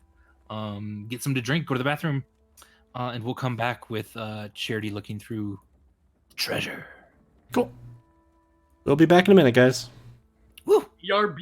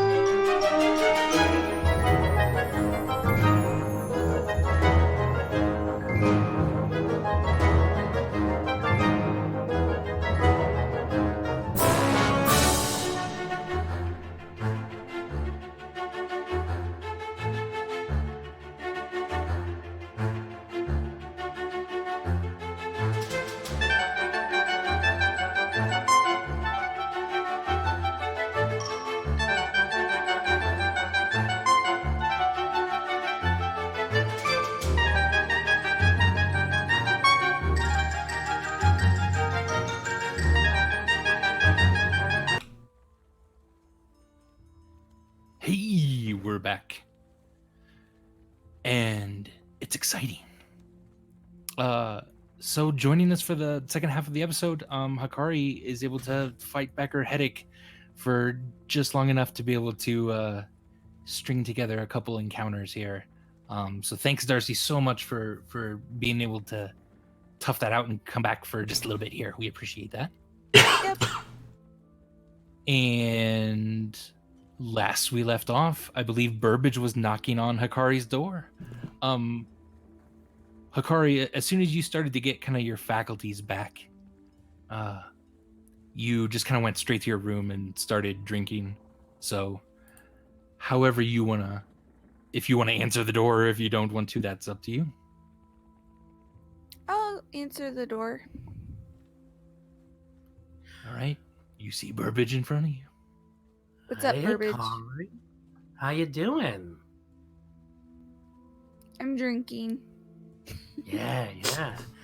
Just wanted to give you a quick update that the strange, mysterious woman who was causing all the time/memory fuckery has been killed by Stormbringer. So that's Woohoo! pretty cool. Yeah. Just a little bit of official business having to do with sort of our family protocols and the way we sort of do things. We do need to have consensus about what we do with the body, and it just involves each of us signing just this piece of paper here. So all I need is just a quick signature from you right here. I'm gonna read this piece of paper. What does it say? Just in case I'm not giving you my power of attorney or something. Yeah, no. The paper Yeah. that you see in front of you, all it says is, the family hereby agrees to dispose of the body by throwing it overboard. Oh, yeah. Then I'll Yeah, sign that. so cool. All right, great. Thanks, Akari. Have fun drinking in there. I guess Okie doke. I'll talk to you later. All right. Okay. Thanks. shut the door. Oh, hey, Hakari. Ah! I opened the door.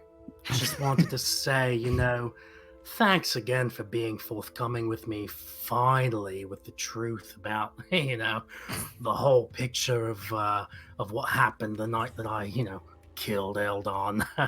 It's really useful for me to have that information. So, yeah, thank you. I appreciate it.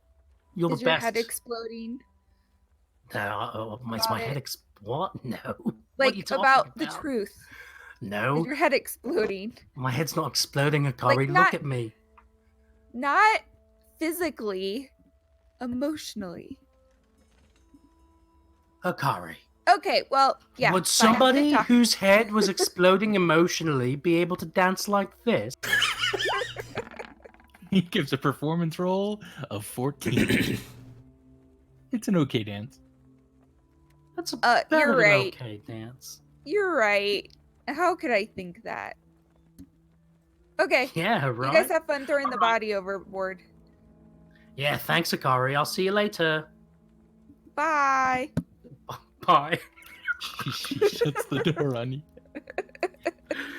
All right. All right, Charity, you have found 45 platinum pieces, 10 gold pieces, 4 silver, and 12 copper. You find 2 scrolls, and then a potion of some sort, and 2 boxes that look like they hold jewelry in it, and then a chest filled with different like formal wear and dresses and stuff. The chest is like kind of thin but long.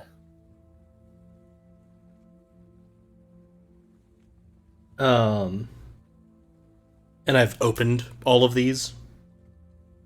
Yeah, and then there's 2 sort of jewelry boxes, or one's kind of like long and thin. And if you want to open those. Could I investigate the basically trunk of clothes to make sure there are any secret compartments or anything. Sure. Yeah, give me an investigation. 22. You don't see anything else in the trunk. Nope. Okay. And then I'll check the jewelry boxes before I open them. Are they locked, trapped? Do I sense any magic from them, etc.? Investigation, yeah. 22. You don't see any traps. You don't see any locks. She seemed to feel everything was pretty safe within Seamus here. Seamus the Wonder Bag. Yeah, so I guess I'll open them up. There is a wand in one of them. It's a like kind of a white birch wood, and the very end of it looks wet. And then there's an amulet with sapphires in the other one. And then amulet with sapphires. Do I have any idea what these are, if they're magical, etc.? Give me an Arcana check for just kind of both of them, and the potion, I assume. Yeah. And gonna spend that D4 to get to 20 Arcana. With a 20, you know this is a potion of growth. And the wand appears to be what's called a wand of tears. You've read about something kind of similar, a wand of smiles, that sort of brings about the inner happiness in someone. This will bring about the sort of inner sadness in someone. If someone is actually sad, though trying to hide it, and you point the wand and activate it, they'll start crying on the outside like they feel on the inside. Instantly gonna point it at Burbage. Yeah, but And activate it? Oh yeah. Okay, you've used one of its charges. It has 2 left for the day you can feel. Burbage, are you sad on the inside? If so, you need to start crying immediately.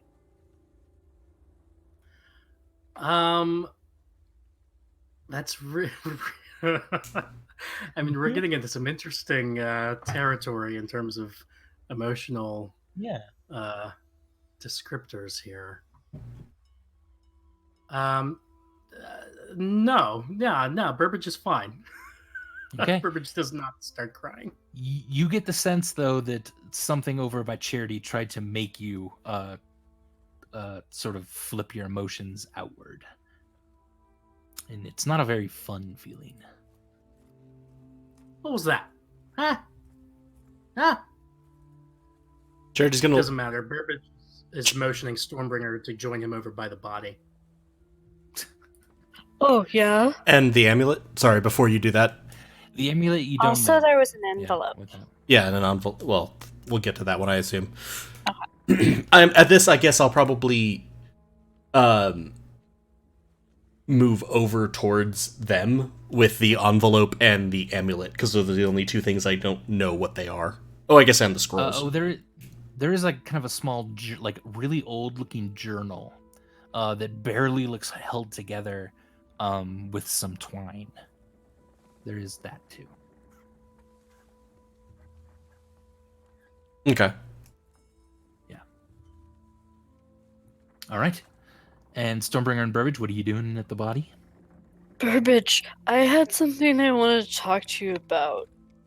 Sure, yeah, of course. Hey, before you do that, though, one point of order.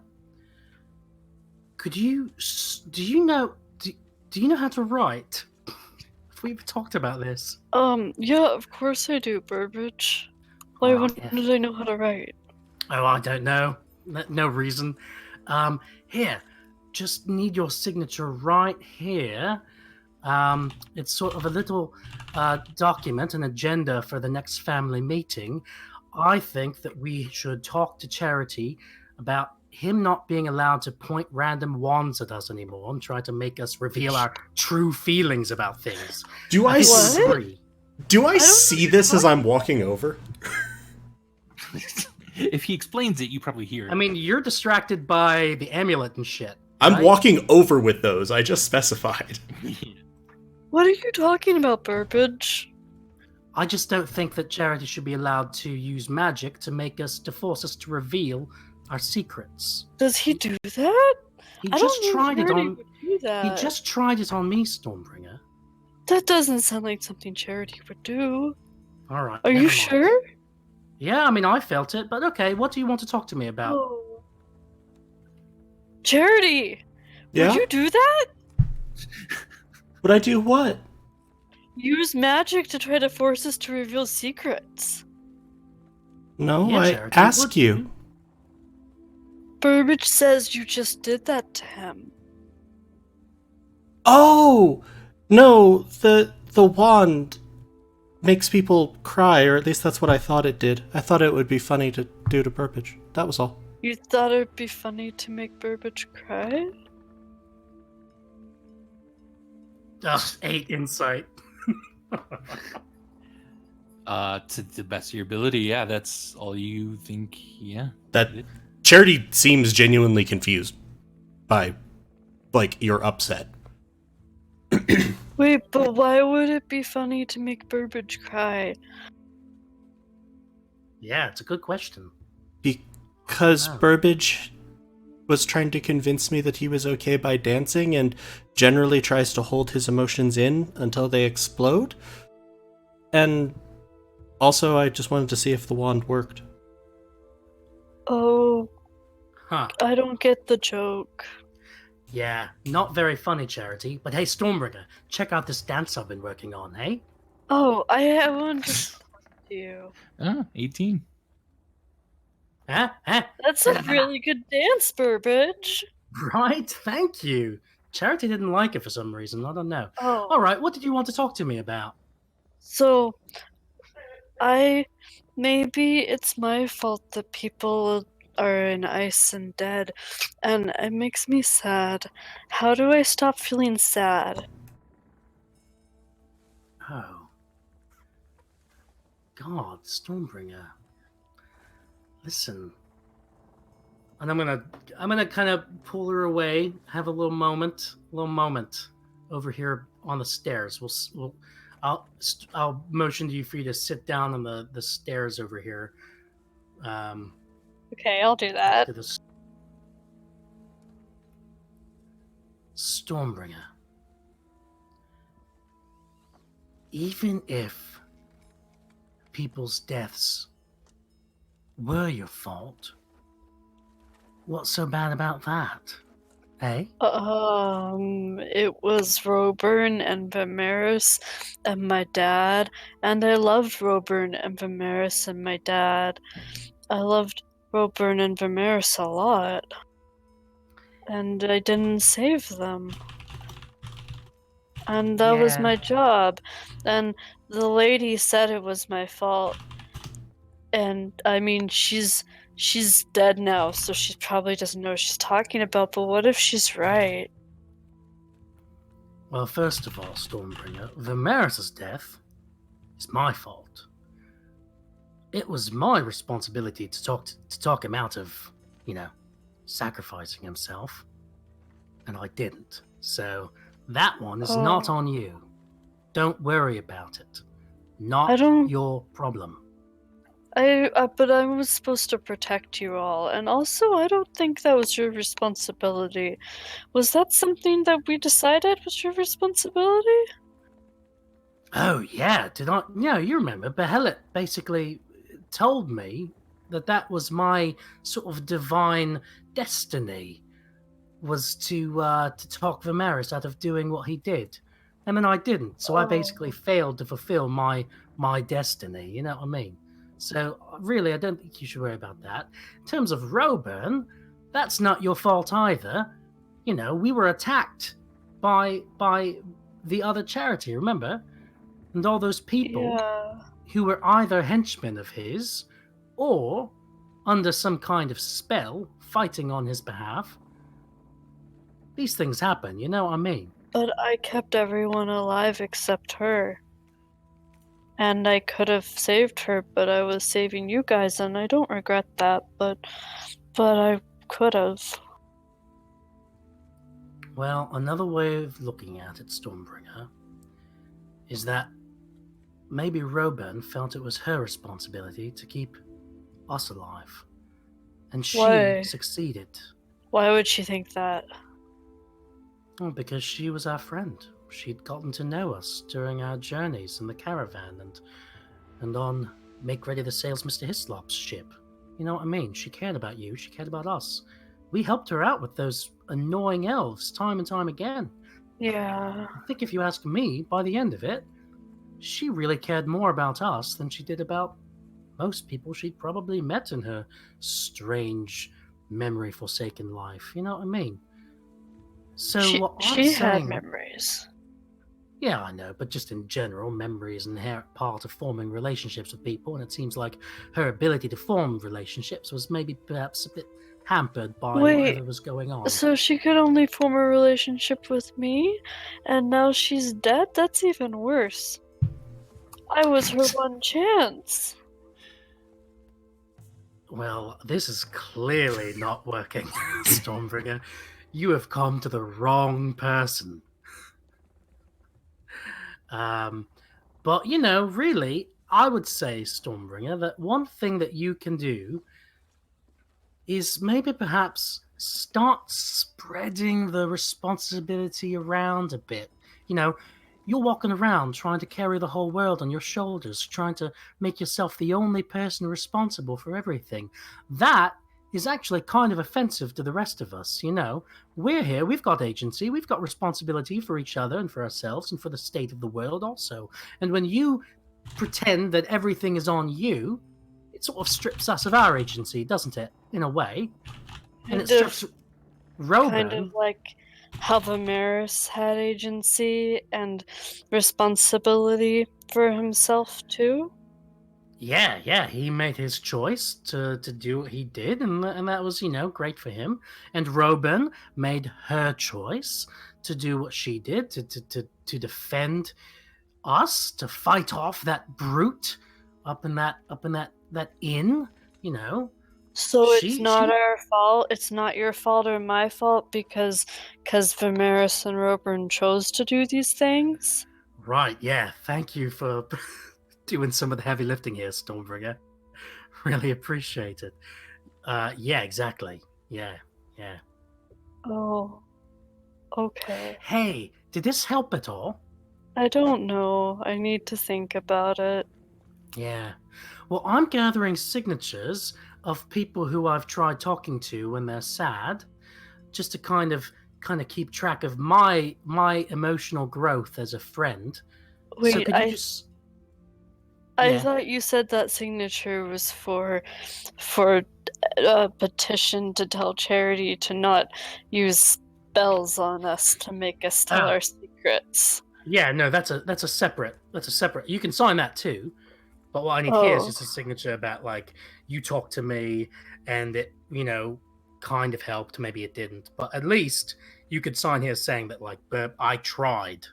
Did Burbage, like, put away the paper and then take out paper again? Or has he been holding the same sheet of paper this whole time? I put it away once Charity came up earlier. Yeah, now he's pulled it out again. Yeah, I can sign that, I guess. Yeah, that right here. You tried, you talked to me, and maybe it helped. Sure. Yeah. Should I write that or just my name? No, just your name's fine. Okay. So I'll sign it. Thank you very much. And hey, did you want to sign the other thing about, you know, Charity's not allowed to use weird, potentially cursed wands on us? No, I'm just confused about why he would do that, but I don't think he would hurt us, right? Yeah, I mean, he did use his telekinesis spell on me just because I told a silly joke a few times too many. But, you know, yeah, Charity would never hurt us, I'm sure. All right, good talk, Stormbringer. Bye! Bye. I'm walking downstairs. Okay. So, Andy, what does that do? Are you listening to that, or? That entire thing, yeah. Okay. Before Burbage too glibly walks off to his room. You hear kind of bits and pieces of it toward the end. there are a bunch of halflings kind of wandering up a little bit dazed onto the deck boat or the deck of the ship. So you kind of didn't hear this sort of last part of it. Okay.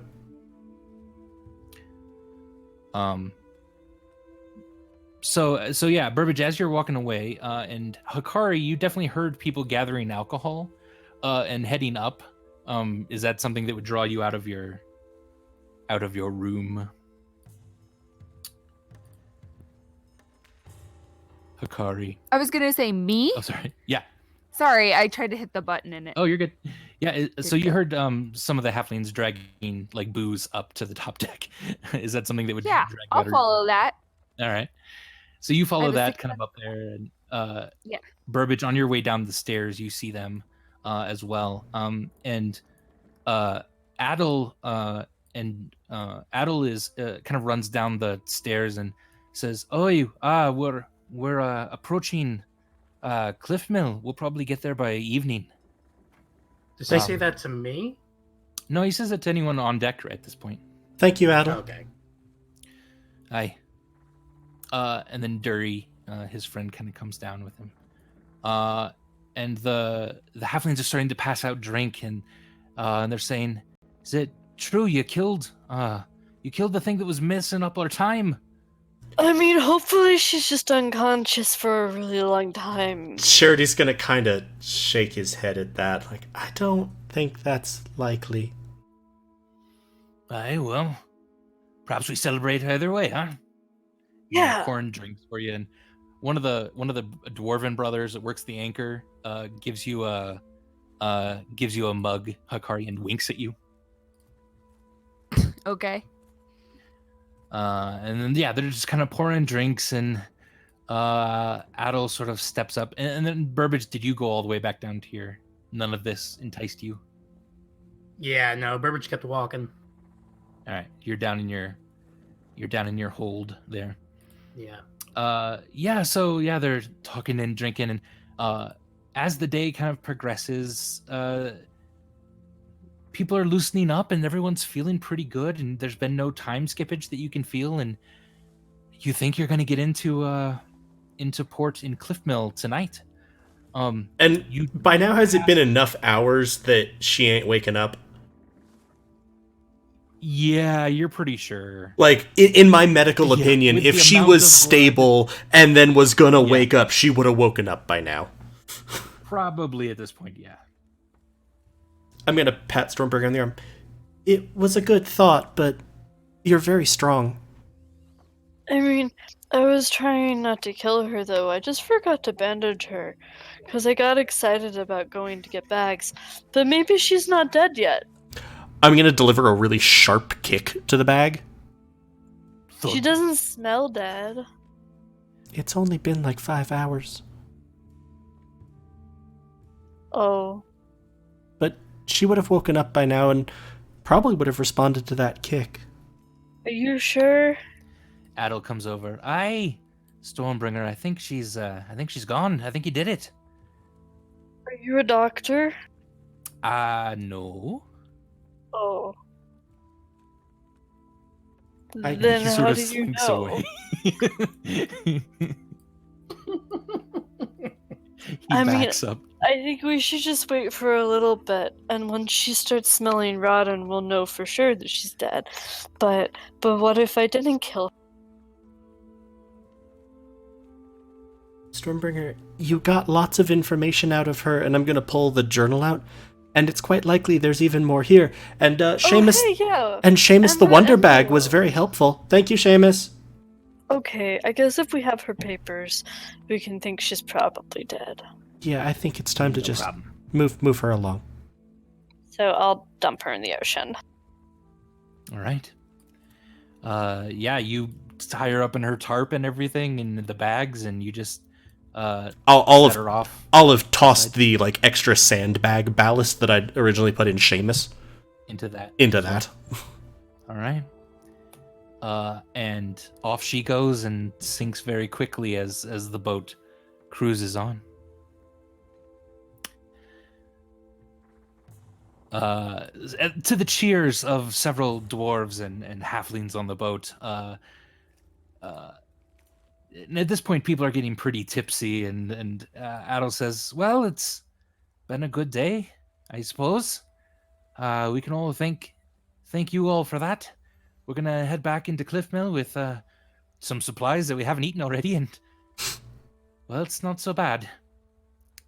And then the dwarf goes, "Aye, for now." And then there's like some giggles among the crew as if that's a inside joke. He says, Why? "Aye, I yeah, don't for- get it. What's the joke? Oh, it's it's a sea shanty. Oh. For now. Dury, sing it. I was gonna say, I think we need to hear the sea shanty. And Dury's like, "Oh no, I don't think I should. I don't think I should." They're like, "No, it's fine, it's fine. Oh, he's got a beautiful voice. He's just a bit shy." He pulls over sort of a stool and is now standing on that very nervously, and the dwarf tosses the rest of his beer at him just a little bit and cheers him on. All right, Will. Me ships glitter with gold for now, and skies as clear as me head. No stocks for miner nor irons for me, and waiting is someone's bed. For now, Burhouse is nothing for now. Who are full asleep under cloudless skies are sure to be woke by the drow. Me belly's done ate its fill for now, and pockets are laden with gold. No chides, no master, nor irons for me, and it looks like I will grow old. For now, perhaps there's nothing for now. Who are full asleep under lidless eyes are sure to be woke by the drow.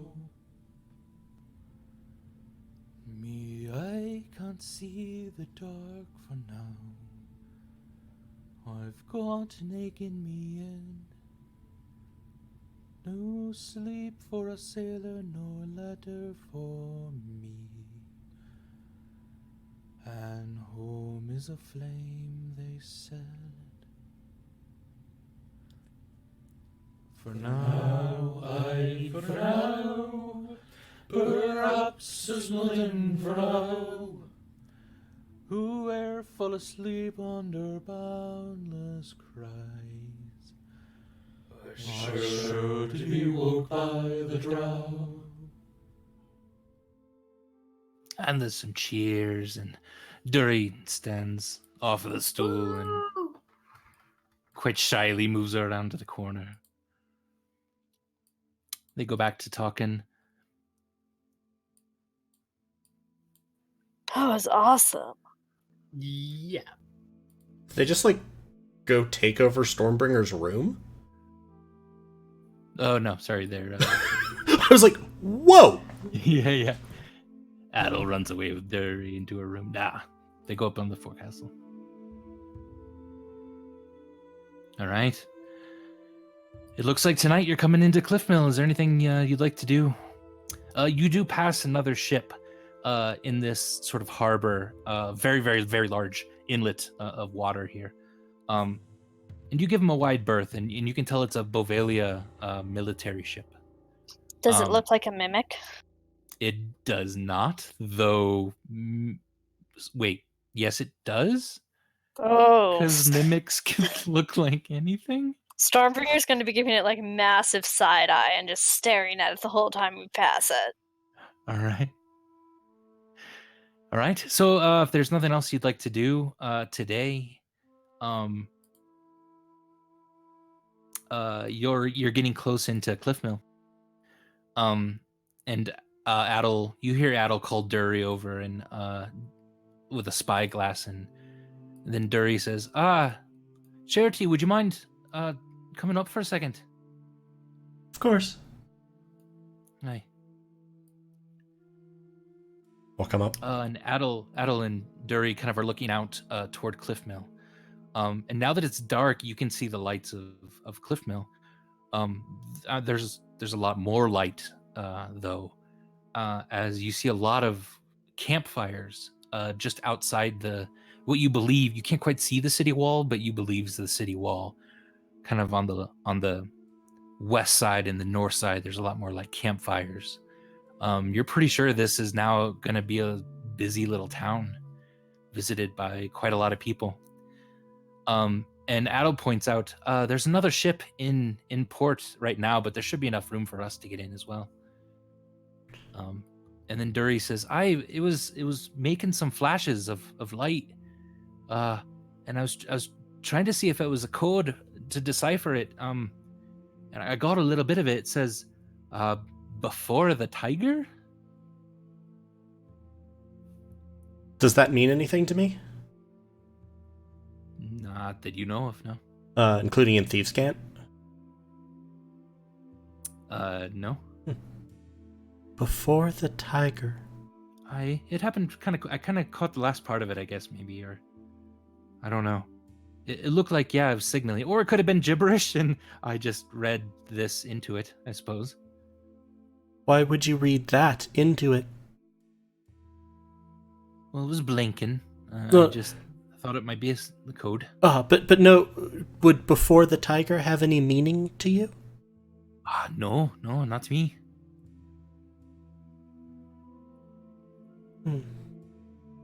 Adel?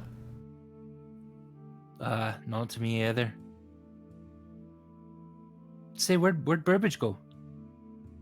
I'd like to have a drink with him tonight. When we get in. I think he's in his cabin. He just kind of goes, down.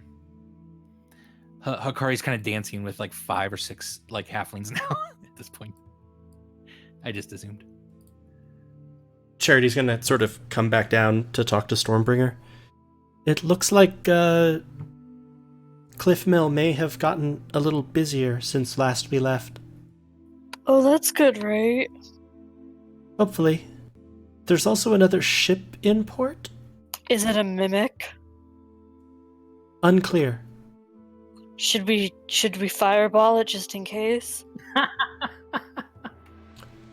Charity looks like he's seriously thinking about this. Well, the other mimic ship didn't have any crew, so if we don't see any crew, we'll move towards thinking that we're going to fireball it. Okay. It did seem to be flashing a signal of some kind, maybe? Oh. Before the tiger? Does that mean anything to me? No, and if Hikari hears that too, it doesn't mean anything to her as well. Hey, you know what are tigers? That thing that was pretending to be me when I was trapped in a bubble. You're going to see Charity sort of rub where the scar was on his chest. Oh, good. That was a memory I needed. But before the tiger is gibberish. Not good at codes. All right, so the ship is slowing down. You're raising the sails and now just kind of barely drifting into port here in Cliffmill. What time of day is it? It's about 10 at night now. Like it's Oh, decently, okay. yeah. You barely see the lights of the tavern sort of glowing, but a lot of the other lights in the buildings are off. You see definitely like fire and torchlight as you're approaching on the streets, and you see people like kind of wandering around. But definitely you notice that there's like large kind of camping settlements around the perimeter of this place. And there's kind of a lot of fires around there. And there's also what appears to be sort of beacon towers, beacon lights that are now pointed up at the giant ice spire in the middle of town as well. seems like they're kind of leaning into the attraction of this a little bit to you from here. And you see a smaller kind of boat already docked facing towards shore at the moment. And if you'd like, Do I see anybody on deck? On deck of the ship, give me a perception check.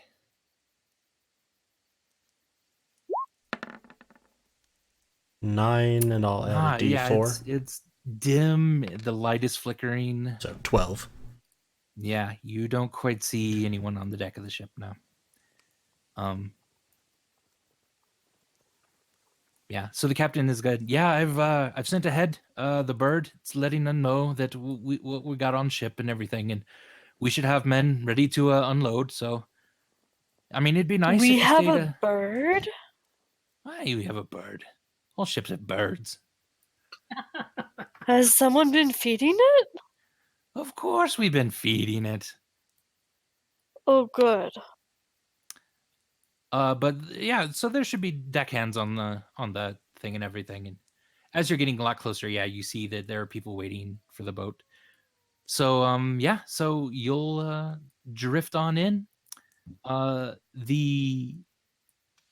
The tavern looks like it's got its lights on. It's ready for a nice hot meal and everything. And as you're drifting in here, boop. Did you guys really want to help with the boat, like unloading everything, or do you want to leave that to the crew? Nah. Okay. I'd be unloading, my stuff and our stuff. Definitely. Yeah. Your own stuff. Yeah. So you'll get some of the gangplanks here, all positioned, and yeah, you're good to embark whenever you'd like to. And I'd probably pull the captain aside somewhere in here and discuss refitting the ship with the giant's shields. Hey, that's a great idea. And any other miscellaneous repairs, and sort of how long he thinks that might take.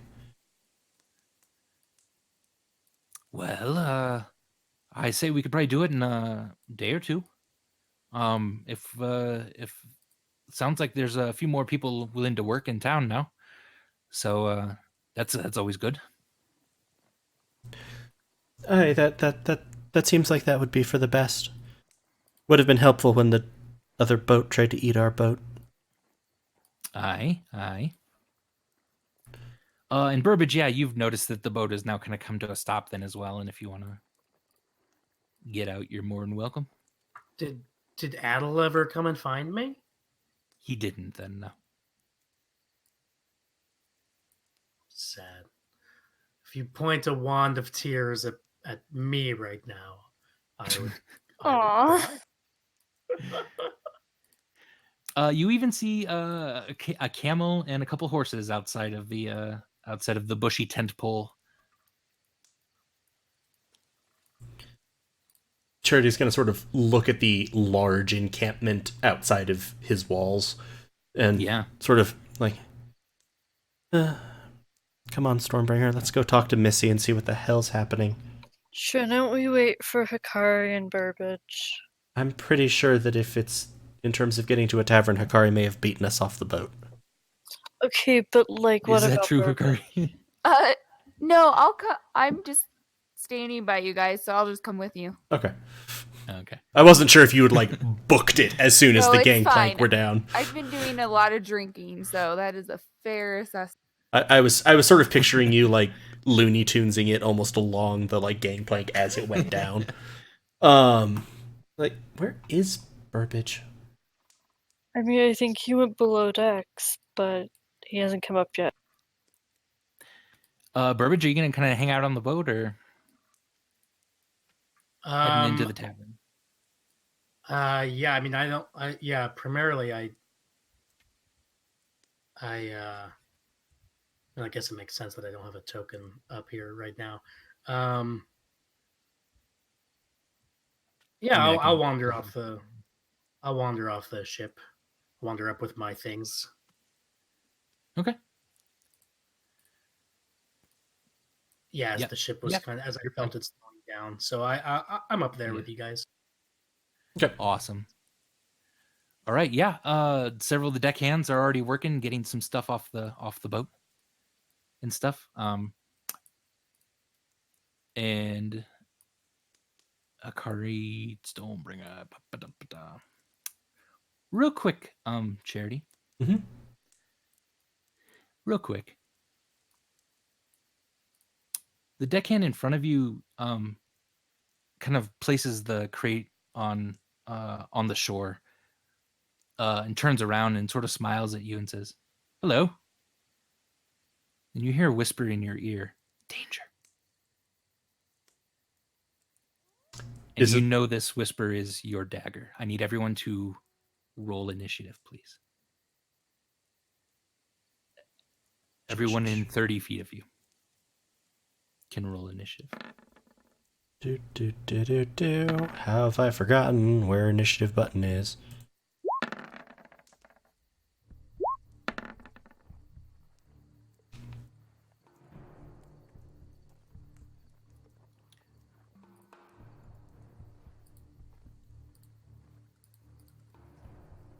All right. Hikari, remember to click on your icon before you hit. Oh shit! Hold on. I always do that too. And give me a second, because I'm going to zoom way in for this. So at the moment I can see, like, the town. Which means we're all very small. Wait, I click on the actual, like, picture? Yeah, of Hikari. And then when I do that, it just moves it. Like, it becomes like a... That's okay.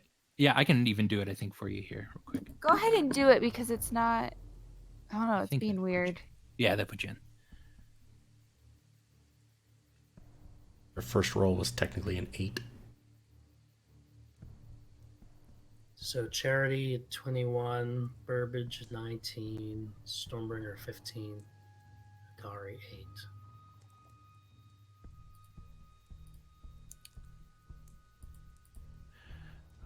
All right. This is not a good time that I rolled really well. Stormbringer, you see the person next to you just in incredible speed move up behind Charity as the guy in front of Charity just sort of stood up and said hello. You see a quick flash of some sort of metal. And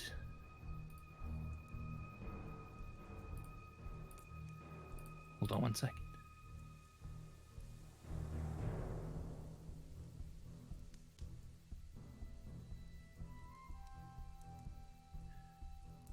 Does an 18 and a 20 hit you, Charity? Yes. Okay.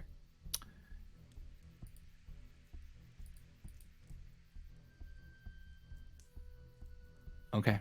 Can you take 17 piercing damage and 45 poison damage?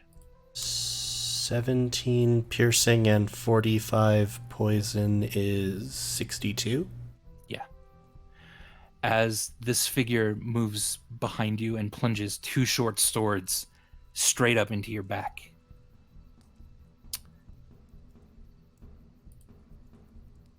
I'm going to need them to also make a dex save. Okay. As you just kind of barely turn around and point at this one.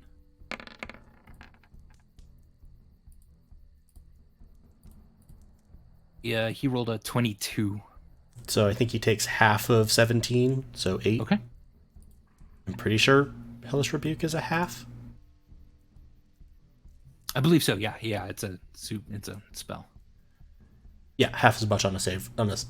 Weirdly, when you do things from the Roll20 compendium, it doesn't copy over all of those features into the Roll20 format. Yeah.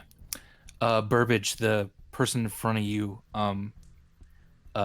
puts down their box that they're carrying and pulls out a light crossbow from it, aims past you at Charity. Does a 16 hit Charity? Yes. 11 piercing and 23 poison. I am Are these crew unconscious. members that were with us?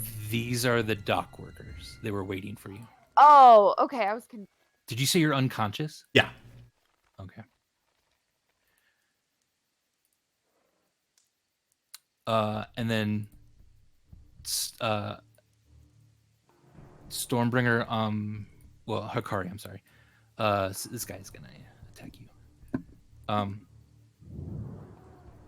The one in front of you, Charity,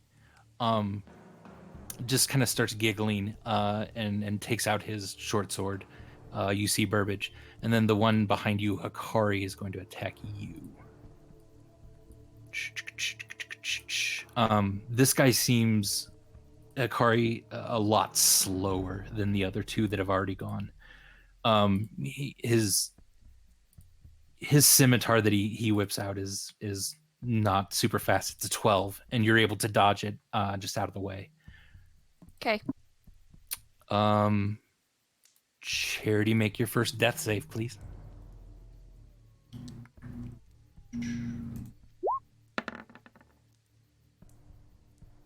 That's a success.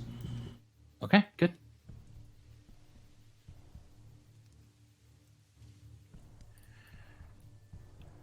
All right, Burbage Kemp. How many bad guys are there? 4?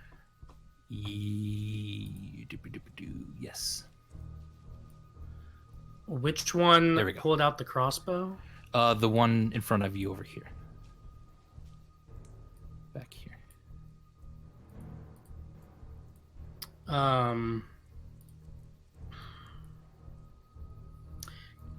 Can I move over to him without provoking an opportunity attack? If this guy is really focused on Charity, yes. It sounds like he if was. he's not, right? yeah, he pulled out a short sword as Charity went down. So, but then you're a little worried about that prospect as well. Oh, did he get an attack in on Charity? No. No, I think the implication here is it looks like he's going to start attacking my unconscious body. Yeah. He giggled. He looks like someone who's really into carving turkey. Yeah. All right, I will attack that guy with Bright Fang. Okay, you whip out Bright Fang. Do you activate its? What happens when you whip it out? Like, I don't want to say that like that. Man, What happens when you draw Bright Always Fang? say whip it out. Every time. there's so many better ways to refer to drawing a blade. I know, my bad. Sorry. Especially in this moment.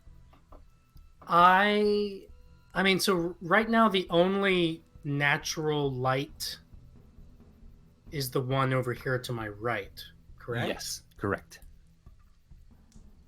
It's Can all I that tell- you can use to see. Can I tell what race these attackers are? Very quickly, this guy's elven. This one is human, and you're not sure about the guy back here by Hikari. So theoretically, it would make it difficult for 2 of them. Yeah. Yeah, And you, but it would also make it difficult for me and Stormbringer. Stormbringer. Yeah. So no, I'm not gonna activate that. I'm Okay. just gonna attack with Bright Fang.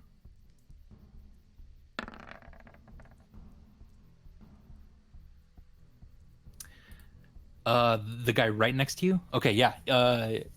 You 25? definitely hit that. I'm like, I fucking hope that hit him. Certainly that hit him. He wasn't quite surprised by it. You weren't hiding, and Charity is unconscious, so you don't get sneak attack. But please do your thing. 11 piercing, 7 cold. That's absolutely enough to kill him very quickly. Then you shove your short sword up. You activate the cold that just spreads around his body, and his eyes go blank, and he drops his short sword to the ground next to Charity. And then you hear a voice, Burbage. Oh, you have so many new toys. I am so excited you returned. And all of your toys. I'm so happy. Stormbringer.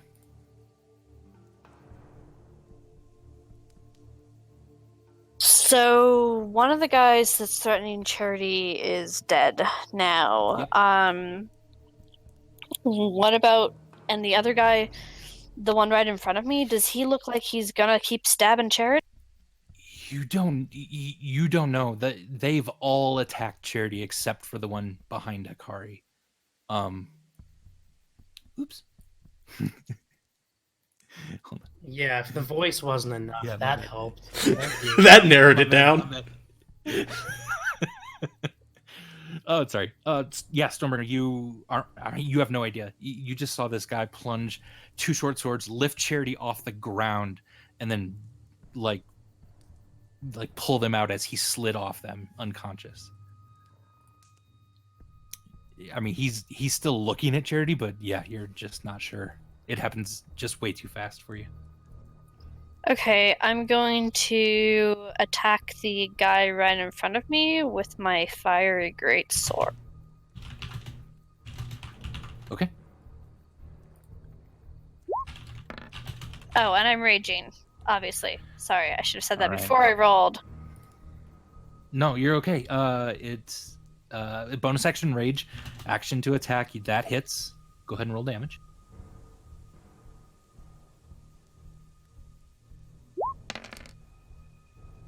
So 15 points of damage, one of which is fire damage.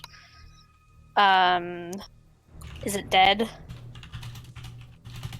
No, you barely scrape him with the fire sword.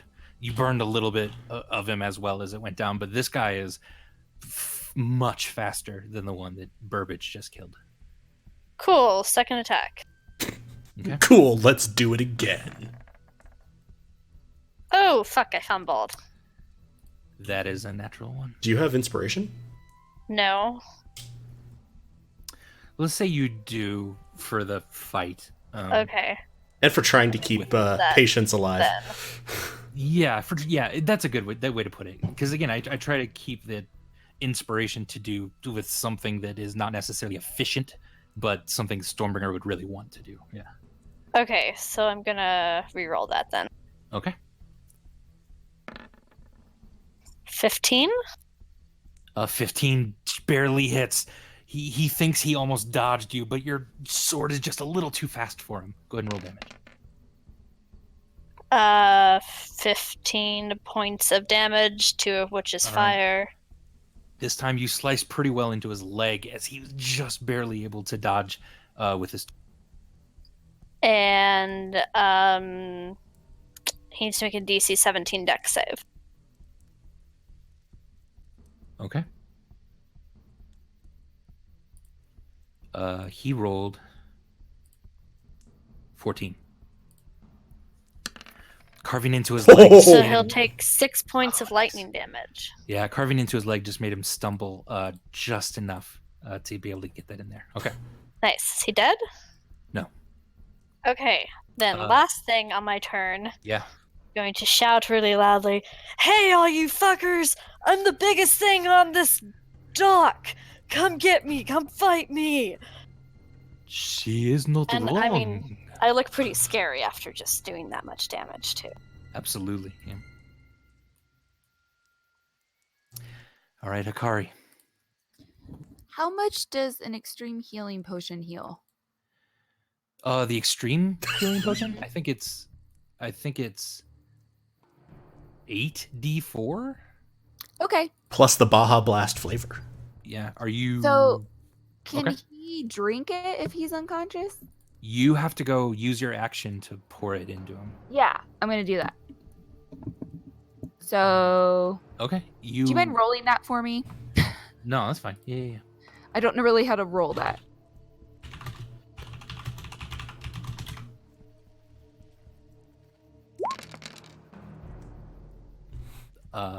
30 hit points, Charity. As she rushes past Stormbringer Slation, yeah, you're gonna take You're gonna take a couple hits from people as they're trying to swipe at you as you run by. The first guy, a 20. I think that hits. Yes. Okay, so 3 damage. Seems there's a power disparity between these guys. Sorry, as I get ganked with like 90, no, it was like over 100 damage, and then like, oh no, they've hit her 3. And then does a 15 hit? No. It does not. Okay. So just as the one who's fighting Stormbringer tries to stab at you as you run by, you barely are able to block it with your shield. As you then skid to the ground next to Charity and just dump the entirety of a healing potion into him. That's 30 hit points, Charity. Thank you. All right.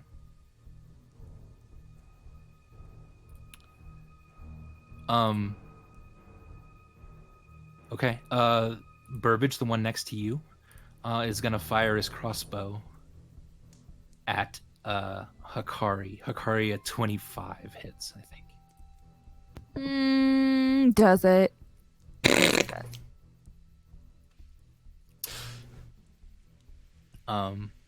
That is 9 piercing damage and 37 poison damage. I'm not a big fan of this poison shit.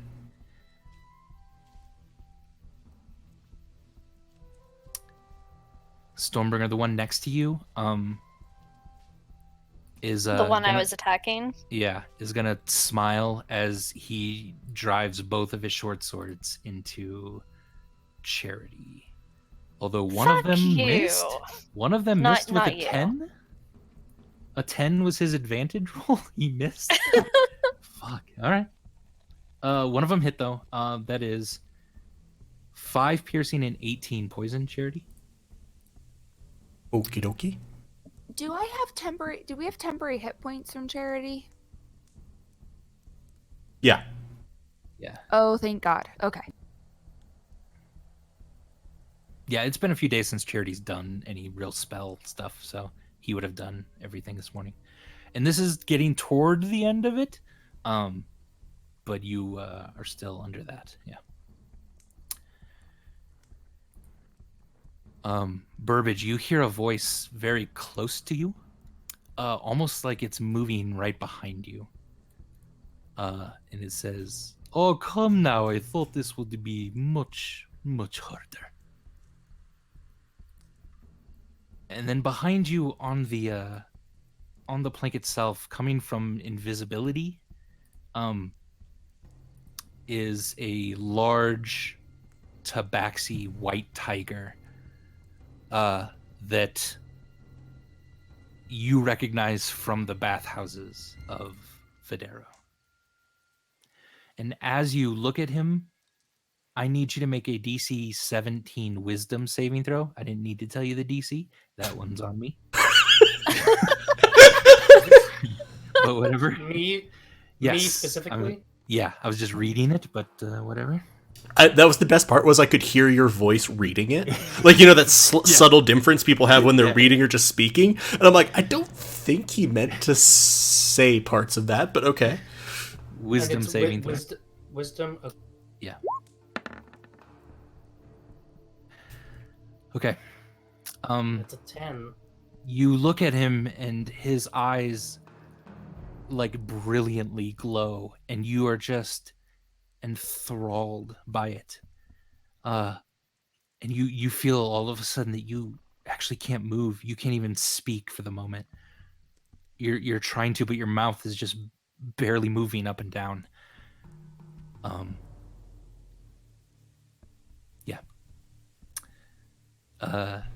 You are what is considered stunned. And then he very sort of cautiously kind of just walks past you, Burbage. Kind of over toward Charity and Hikari and them. All right. Nope, I'm sorry. Yep, he already went. He's just going to move up to Stormbringer and swing his scimitar And misses. All right, that's it. Charity, your turn. Charity's going to look at the one that's tried to stab him twice on the ground. Yeah. Tell me, can you hear the bells? And with that, there is now an angel. Okay.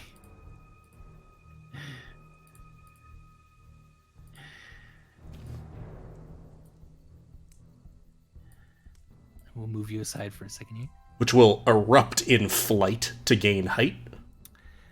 All right, they're probably gonna get a flyby. Now that you're 10 feet wide, he'll also get a flyby. Oh, you. I do not provoke opportunity attacks when flying. Okay, yeah. Just that you were prone. I'm wondering if you have to stand up and then fly. Give me like an athletics check. As to see if you can just bounce up angel from prone. I wasn't sure because I kind of thought that like when Hikari, poured a potion down my throat, I rolled over. So I was sort of assuming at that point I was crouched. Still prone, but like on hands and knees. Simply coughing up lots of blood because they stabbed me a lot. I think you're kind of on your hands and knees, and like give me an athletics check to see if you can just bounce up off the ground like that. Into flight. 20. Yeah, that does it. Okay, yeah. So you're able to just like straight from being prone into the air. Do do do do do do do do do do do do. How high do you get? I'm gonna pull back basically onto like this roof, so that I have So and these roofs are pretty short. If you kind of but like sort of pulling back this way more to get cover than anything else. Sure. All right. So now that you're on the roof, you do see these individuals.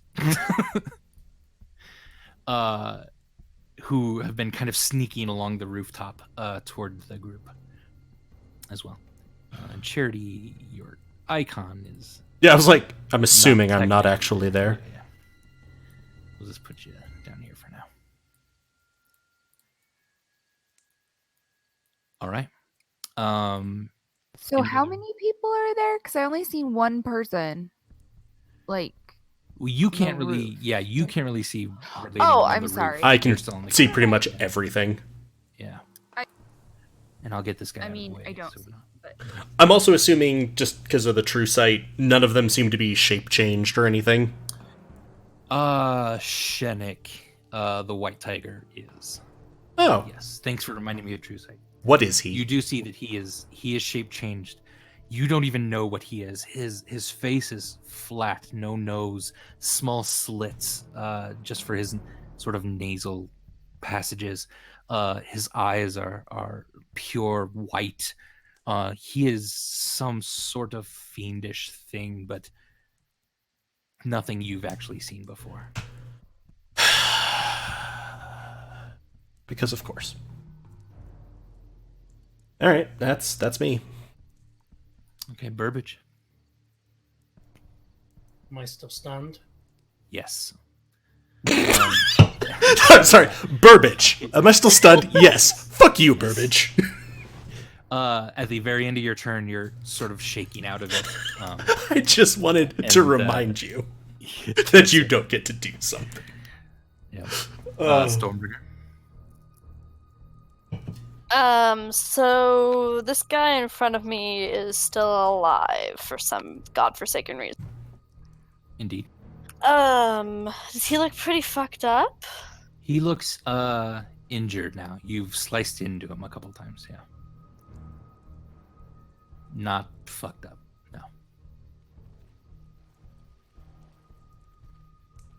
Okay. I'm gonna slash at him again with my fiery... With your what? I'm sorry? My fire greatsword. Okay. Does an 11 hit? He dodges out of the way of it as you crash down into the sand, sputtering it everywhere. Cool. Second attack. All right. You come up very quickly with your greatsword. Very 26. quickly. Much quicker than you thought. At this, you're able to slice into him with that attack. So 11 plus 3 is 14 points of damage, and 3 of that is 5. Okay. And he should make a DC 17 dex. All right. And at this, he's looking much more hurt.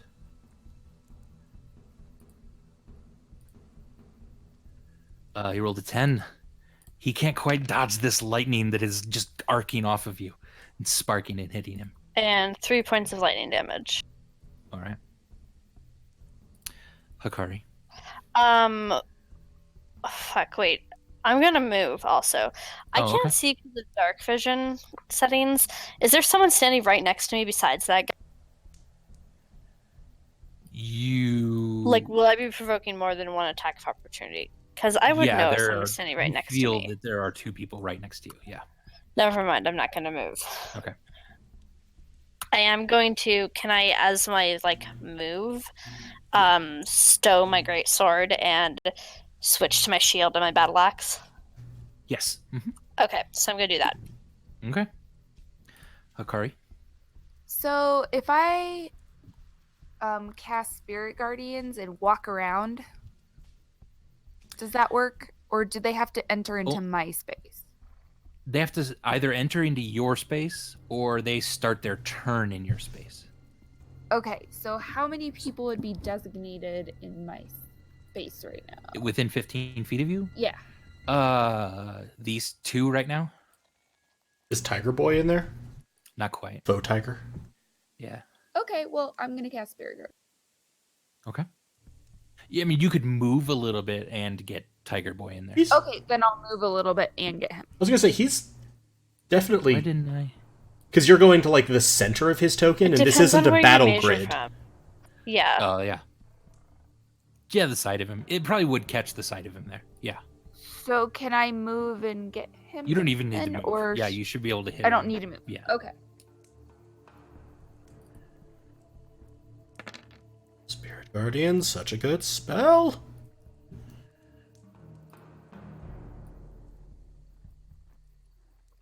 Do I need to do anything else? Nope. That's your turn. Yeah. So you activated that, What? and then it'll proc on their turn. What speed is Spirit Guardians? Okay, it's an action. I Yeah, couldn't remember if it was action or bonus action. What do your Spirit Guardians look like, Hikari? They're when they first appear, they kind of look angelic for a minute, and then when they attack, all of a sudden they turn because they look kind of just like beams of light, and then all of a sudden they turn to these beams on fire, and their mouths open and drop down to the ground, and they start screeching. That is terrifying. It's pretty crazy. I feel like they should do psychic damage. Yeah, I like that. Yeah. All right. So they all begin their turn in your space. So they're making dexterity saving throws.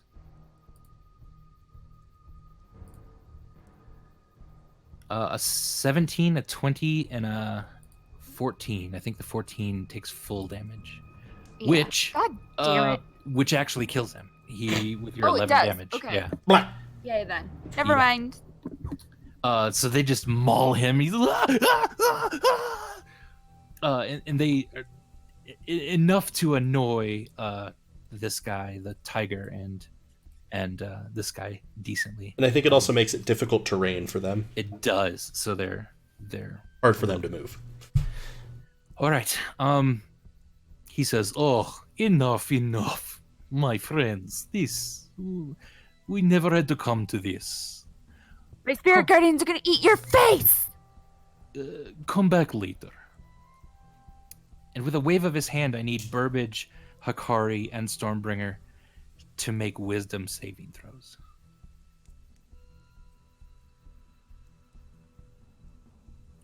Is this a spell? It is a spell, yes. So I have advantage. Right? Yes.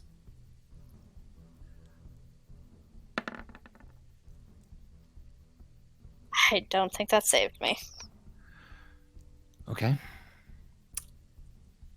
So that's a 9 for me, I think. Yep. Hikari, you have a 19, Burbage a 16, and Stormbringer a 13. And I'm afraid Stormbringer and Burbage disappear completely. No! I almost cast a spell. It says Spirit Guardians that everyone would have made their wisdom saving throws. But I'm an idiot. No. You couldn't have known. You had no idea. And Spirit Guardians was I real thought good in about this it. situation. Yeah. You killed one of them already. Hurt. This guy's not going anywhere. Yeah. And he says, "Oh, that's a little better." So this one's going to use all of his movement to climb up on the roof. And then the two archers bear down on you, Charity. You see them take incredible aim. And each of them is going to attack at you. Does an 18 hit? Yes. Okay, and then a 26, I assume. So 6 damage and 8 damage. And you'll have to roll concentration twice. Yeah. Yes, I will. Please hold. 6 was the first one, in case that pops you. Oh, no. I'm just trying to remember how I used to do, why are you not letting me click on things? I have to record Angel HP separately. Yeah, gotcha. So it's Charity's con save. Yeah. Oh, wait, no, I'm sorry. It'd be the Angel's polymorph, I think. Con would be yours, I think. Either way, a 12. Yeah. I made. Hold on. You rolled a 7 now. Hold on. Is that the Angel or Charity? That was Charity. You have a +5 to your con? Sorcerers have proficiency with con. Oh, cool. Okay. Either way. Even with the Angel, I think you pass. But I think the Angel is the one that rolls con. Well, it's hard because the Angel isn't concentrating on the spell. Oh, you're right. It's not really the Angel doing it. Because Charity. this is that weird case where it's a Constitution saving throw, but it's Charity's mind. Yeah, it's more of a willpower than a physical holding on, I think. You know what I mean? Yeah. That to me feels like a mental thing that you would have over them. If that makes sense. Yeah, and that's where I feel like my proficiency in them would come into play. Yeah. So I'll roll Charities, and yeah, that's fine. Yeah, that was the first one. I'll roll the second one. A 20. All right, you're able to hold on to your battle, and that's just 8 plus 6, 14 damage. Yeah, no, handle that. That's not what they do. They don't do poison. They just hit ungodly amounts.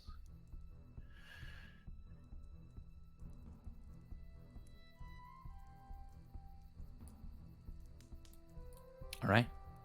Stop measuring. That's me. It wasn't me. It was him. Okay, I was gonna say. Never mind. That's a good thing. All right. The assassin is going to attack you, Hikari. Sorry, you don't know what he is. He's not a bumped up assassin. Or But remember, Assassin, DC huh? 17 wisdom saves are... an 18 and a 19? I'm sorry, 17 and a 19. Yes. Both hit? Okay. That's going to be 11 piercing damage and 42 poison damage. I am down. And Was that with his extra? Yep. I'm at like negative. Oh, it was okay. Just barely. Really. Like just barely. I'm not quite at negative. I'm at 0. Well, Hikari, don't forget your ability that allows you to use your channel divinity to bounce back to 1d20 hit points. Thank you. It's called Last Chance. What is it under? It's an ability, so you'll spend your channel divinity to be able, and this is the Chaos Cleric. Yeah. You'll be able to roll a d20, which I can do real quick, and this is what hit points you come back at. I see it. Sorry. Go ahead. Yeah, you're good. 13. Lucky 13. Lucky 13. So you just are like, he stabs into you, and you just feel the poison like just course through your body. It's a poison unlike anything you've ever seen. You're not even able to try to fight it. It's so quick acting. And you just slump to the ground and your vision fades for a second. But you hear just kind of this voice in your head. Not yet. And with that, you're able to hold on and stand up again. Take that, bitches. Charity. I'm going to fly forward. And I forgot, these aren't squares, so I need to measure that. So that's about 30 feet of flight. Okay. And right here, yes, all of these are within 30 feet of me. Okay, yeah. Are we okay with that? Totally, yeah. I'm fine with that. Nope.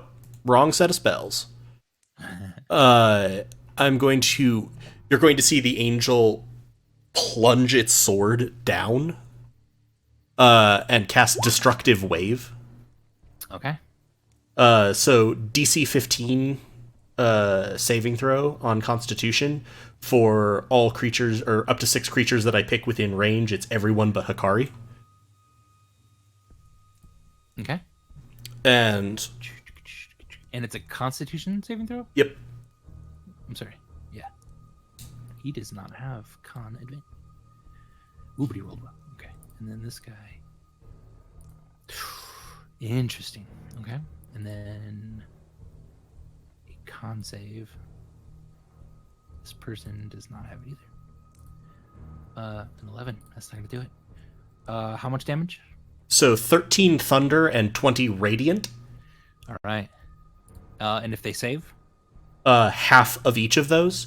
The ones that don't save are knocked prone. Okay. All right. So you knock the archer prone. You kill the guy right in front of Hikari.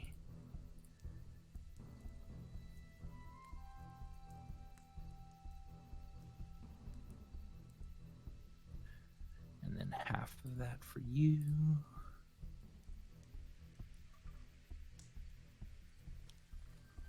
Okay.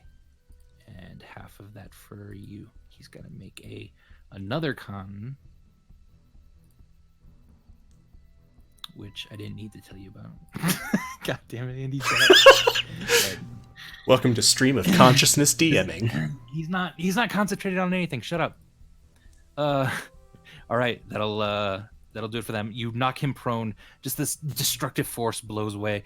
The tiger barely, it covers just a little bit with the like jumping by the side of the building itself, but even that he gets a little hurt. And this guy just covers as best he can and doesn't seem to be too affected. And then I need to... Sorry. Hikari looks pretty hurt, yeah? Yeah, she looks real hurt. Oh, yeah. Sorry, she did her save. So I probably saw her, like, go unconscious temporarily and then stand back up. Yeah. Yeah. And I still have another healing mass heal. So I'm going to fly and kind of... It's not quite scoop her up, but almost push her in front of me. Okay. Yeah, I mean, you think you can carry her a decent amount, but it'll have the rest of your movement. That's 20 feet of that. Sure. So we're going to end up another 20 feet down the dock. Okay. And how high? I'm not too high off the ground. No. Actually, still on the ground. I'm basically just swooping so that she has some clearance from the guys, and also to put myself in angel form between her and them. I got you. Okay. All right. Burbage, you and Stormbringer open your eyes. You can see each other 20 or 30 feet apart, maybe. And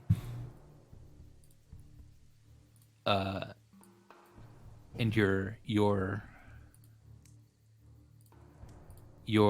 alone in this sort of massive expanse. Burbage, this is a similar feeling you got when the fire pulled you in and then made you just disappear into another world. But this is nothing like where you came out before. This is just some dark, starry expanse, and you're floating there, and you can't move. You aren't breathing. You don't feel distressed by that. You're just not doing anything. And all you can kind of barely see is Stormbringer doing the exact same thing, floating, powerless, not too far from you. Now, when I was transported to the fake room with Theodric and everything, the expanse surrounding me struck me as totally normal. Yeah. In this case, does the expanse strike me as normal? No, this is a foreign world to you. Okay. And you are completely aware of your mental capabilities. You just can't do anything. Awesome. Hikari, the angel has just scooped you up and pushed you a little bit further away. What is it you'd like to do? Well, I hate to do this, but how far am I from the tiger guy? Roughly 45 feet. I'm gonna run up until I'm about 20 feet. Okay. And then I'm gonna fireball him. Oh, you don't need to get that close to fire. Oh, don't I have to be 20? No. No. The range is 150. You can very safely fireball him from behind me. And I'm gonna fireball his ass, and I don't care what else that catches on fire. Okay. With that, you'll hit these two, because you think the angle, you're able to hit this. If you detonate it like up above the buildings, you will 100% catch the buildings on fire, but you might be able to hit all three of them. Sure. All right, go ahead and roll fireball, please. Oh, and I'm gonna do it at 4th level to make sure I get these. All right. Yeah. One of them's already prone. He's not going to save. I don't care. No, I mean, like, you're gonna... He was in... That's a lot of dice. Not a ton of damage, though. Unfortunate. Man, there were a few ones in there. Yeah, that's... Ooh, no 5s or 6s either. No, there was a 5. That's... Okay. There's at least one 5. That's cool. So that's 23 damage. He's gonna take all of it. I'll do it again if I have to. In front of you, the angel nods slightly. He was not expecting it. The explosion just... The fire just erupts from this area just behind him as he was looking down at all of you. He did not expect the massive fireball as well. And the white tiger did something interesting then.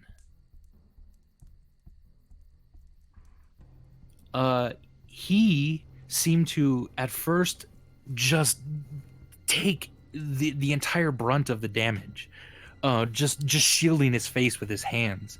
But then sort of there's like a flicker in the image of him, almost as if he rewinds for a second, and then you see him dodging out of the way of it just a bit. He's still got singed. God, there's part of his fur that is smoking. Mechanically, you think that he has he can reroll failed saves. Cool. What is Welcome to Some legendary sort of resistance. magic resistance. Yeah. what is he again? A tabaxi? Well, that's what he looks like. If you say something about like goddamn Catman or something, you'll see the angel shake his head slightly. All right. Hey. So if he's a tabaxi, doesn't he need to take a saving? No, he didn't. I don't think he took damage from the fire. He did. He Oh, took okay. some damage. Yeah. He Oh, definitely took some so- damage. So does he Saving make throw? a- That we- Yeah, it's just mechanically speaking, he got to re-roll his saving throw. Oh, That's okay, what I his see. magic resistance seems to be. It's I meant not the concentration save Sorry, Oh, not I'm sorry. concentration. that we Yeah. totally don't know he needs to make, but we totally know that he needs to make, and Galway would have suspected that he needed to make anyway. Yeah. That one, that one's just a straight 18. So he's gonna be okay there. What is with you rolling all this shit? Uh, I don't These are trust it. some- I want to see it. I want to see it. You can look at my screen after. I promise afterward. All right. So the assassin is gonna run to the side here, and he's gonna fire at the angel.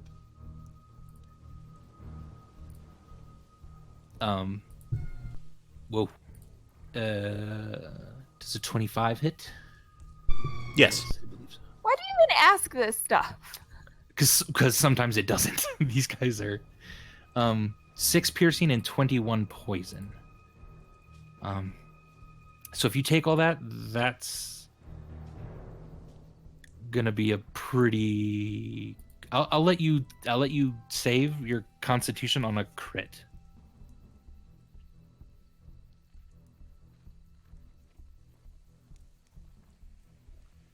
I think you take all that, right? Oh, wait, Sorry, no, I'm not muted. 40. It's half the only- it's half only- the damage. Yeah. Half of poison? No. You Oh, did the Constitution. you did 28 I thought It was damage. 40. It was 20. No. It was 28. Yeah. So it's a 14 for the save. Yeah. 14. And that's a 14 exactly. All right, you're able to hold on. The archers don't quite have a good sense around the flames, around the So- fire. Did I kill anyone with that fireball? You didn't kill anyone. You hurt 2 people pretty God bad. damn it. Yeah.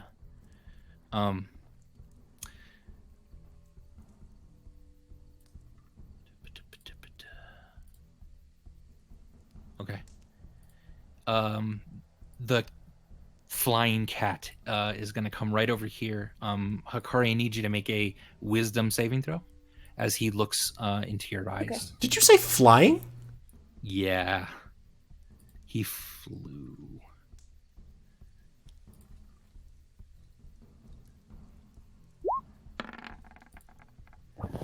That's Okay. You go Oh, you go a little wonky here, Six- Hakari. Your eyes kind of fade a little bit and you can't quite you can't quite see.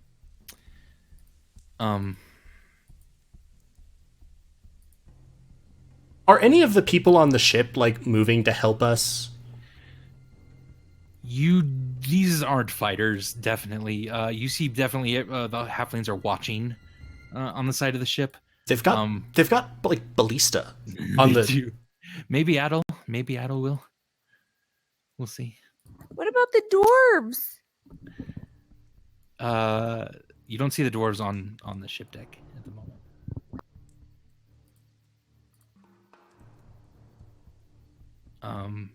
No, he's not gonna do that. Okay. All right.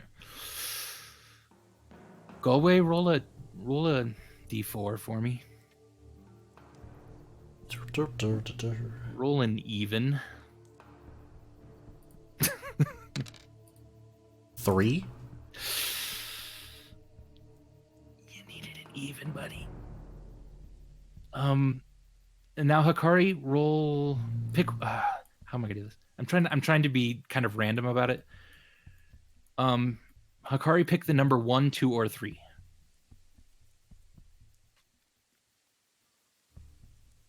3. Okay. And then roll a d6 for me, please. Jesus. The layers of entropy. 4. Okay. All right. Shenik has closed his eyes and outstretched his hand. And surrounding you now, from some other plane of existence pop in what look to be horrifying demon-like creatures. 2 of them are on the building here, and 2 are on the ground. Only 4 of them though, And I'm just and not 6 of them. Also, just if that seemed like that was summoning, was that a time of 1 action, and is there concentration involved? Yeah, it's there's no concentration. He did some of it, so it's the rest of his turn. But there's no concentration for this one. Cool. I hate this.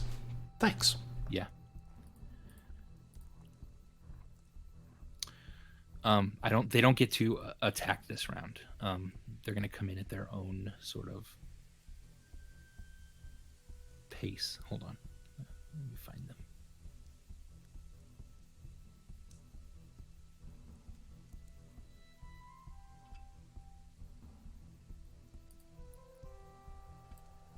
Okay. And all right, there they come. Okay, Charity. Fuck it, let's carve ourselves a cat demon. 15? A 15, he's able to just dodge out of the way of that. Okay. Shit. 11? An 11, yeah, he with his with his paw slams your sword aside as you try to carve into him. I'm going to... Friend, you don't need to do this. You can just die. The angel's just gonna flip him off. Bonus action. First off, battlefield inspiration to myself and Hikari. Okay. We add d6s to attack rolls and saving throws. Awesome. Okay. I'm going to pick her up and fly. Okay. Do these things, the demon things, obviously look like they can fly? They definitely have wings. Yeah. Okay. I was just making sure. And I'm going to... And it carrying her halved my speed, correct? Yeah. Cool. So I'm going to move... I did not get the measurement, sorry. 45 feet this way. All right. He's going to take a swing at you. I'm flying. Oh, you're flying. You're good. Yeah. I'm sorry. Which way are you going? Up the pier this way, 45 feet. Okay. And then, again, sort of deposit Hikari behind-ish me. Yes, but on the ground. Gotcha. All right. Any other... Nope, that's it. Okay. All right. These horrifying demon-looking things. Are going to swarm toward you. They're swimming? Swarming. Oh, I was like, oh, that's... I just picture them, like, jumping into the water. Splash, splash, splash, splash. Oh, they're kind of cute. And horrifying.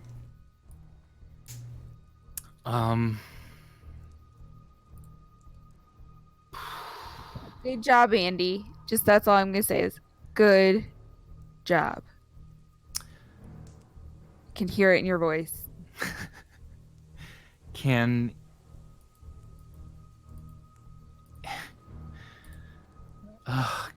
each of you make 4 Constitution saving throws? Keep in mind she gets to add a d6. Yes, to each of them. Well, we both do, to each of them. Yeah, but yeah, it's not used up. Yep. DM, do you mind rolling those for me? No. Sorry, my computer's being a little... No, you're good. You're good. So my first is an 8. Do you want me to just go through mine? Yeah. Okay, wait. Now this has gotten confusing.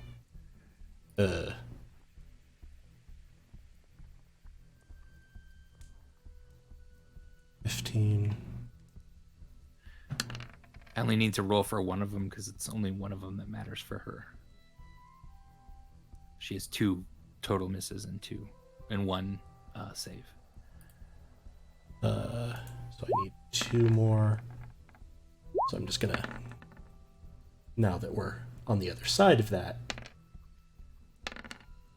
So I had 1 13, everything else was above 15. I don't know if that was where the line was, but I can piece them back together if so. Yeah. Oh, that's not going to do it.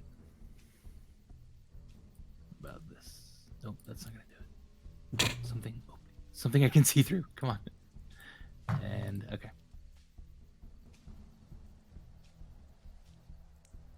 So I think it was like an 18, a 17, a 16, and a 13.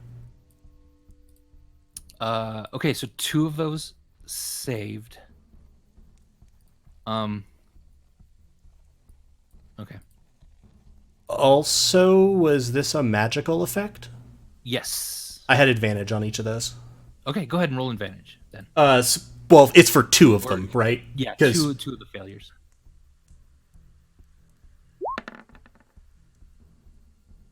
So that one won't be better.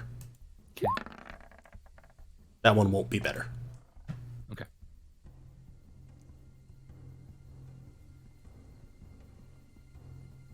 Okay. All right. So Charity and Hikari both take 32 poison damage. I'm down. Okay. Oh God. Don't oh God me. By any chance, is this an effect that's like a poison cloud? Yeah. Like an inhalant? Yes. I don't breathe. I don't think poison cloud needs to be inhaled though. I think it affects just you. Yeah, I just wasn't. Let me double check like what the spell poison cloud says. Yeah, because I think that's why partly it's 5th level. By the way, Charity, I have the one more extreme healing potion in my bag if you need to. That's not bad. By the way, sorry to Burbage and Stormbreaker who are sort of just deleted at this point. Where is the spell poison cloud?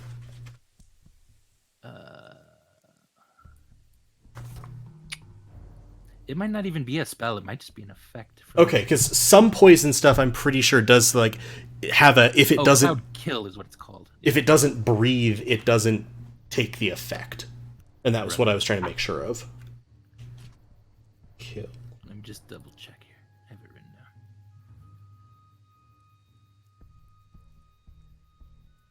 down. Creatures are affected even if they don't need to breathe. Yeah. No, and that was fine. I just wanted to make sure.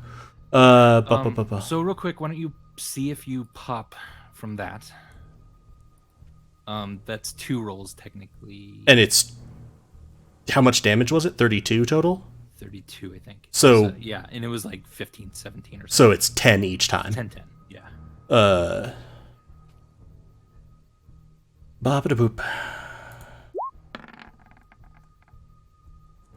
Okay, first one good with a 23. Second one good with a 15. All right, and then you'll take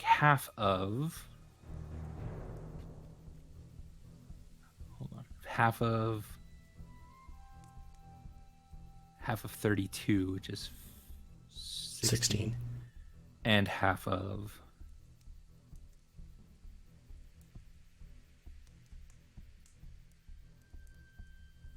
40, which is 20. I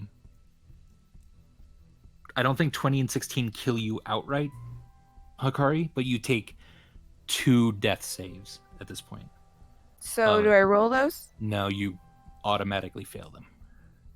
Oh, great. On your My sheet. on your next turn, you have to make another death roll, which is right now. Okay. Do you mind rolling that for me again? I don't really want to, because this may determine if you die or not. Okay. Give me a moment.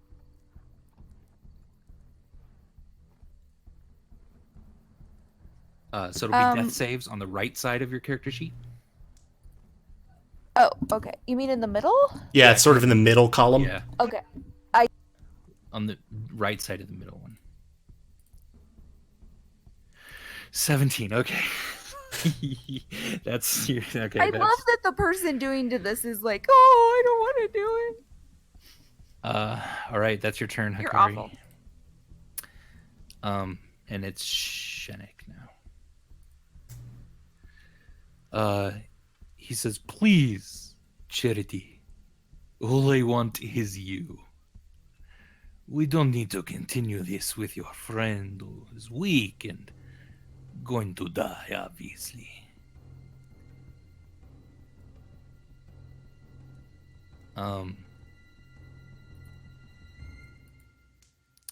And he's holding an action of some sort, and you're not sure what. And Charity, you are in the midst of the cloud. You definitely need to, well, on the start of your turn, you might. Wait, I gotta look at this again. Sorry. If it's one that procs on when it goes off, Yeah, I think it's at the end of your turn. it should be stays, because normally they do it as either it doesn't do anything when it's cast.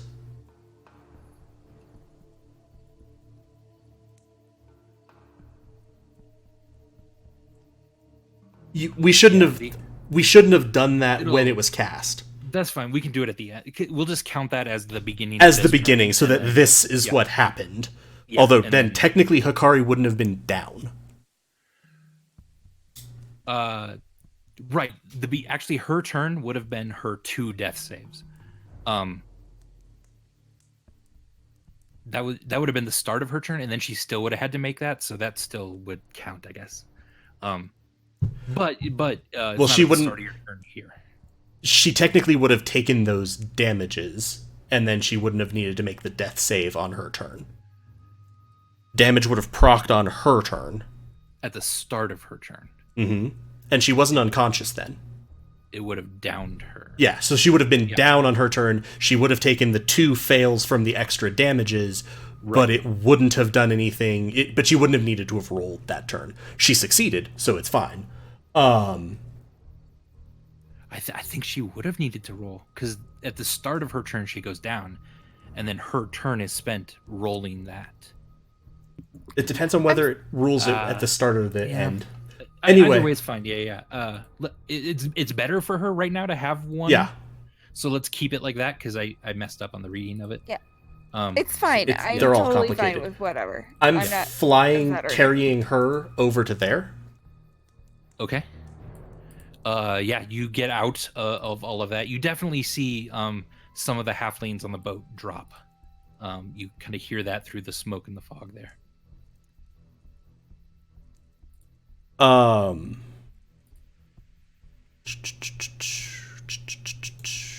And as you emerge from the cloud, the archers and everyone are gonna fire at you. That was everyone's held action. Yeah. So 1 second with them.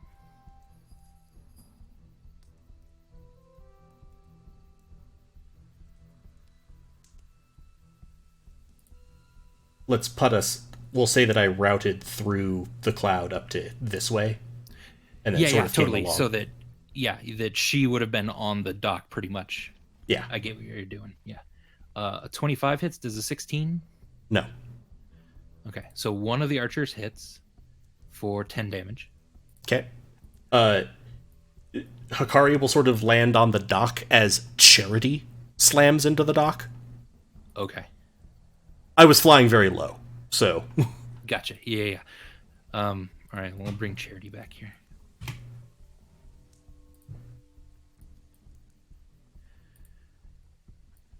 Oh God. Not the whole map. I want to bring Charity's thing back here. Okay. Sorry. Honestly, my hands are shaking right now. I can't like, do these. Okay. The angel goes away. Charity is on the dock next to Hikari. Still the assassin has readied his thing since it was for when you came out of the. So his light crossbow on Charity now is a 24. it's That hits. 11 piercing and 18 poison. I'm unconscious. Okay. Okay.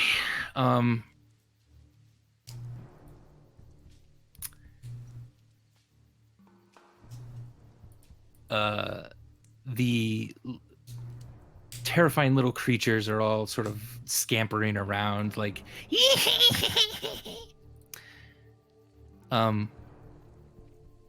since we're technically kind of out of combat, a couple things are going to happen.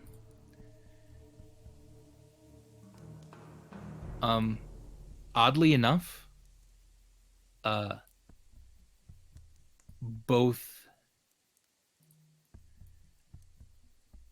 both Stormbringer and Burbage, you feel a familiar pull.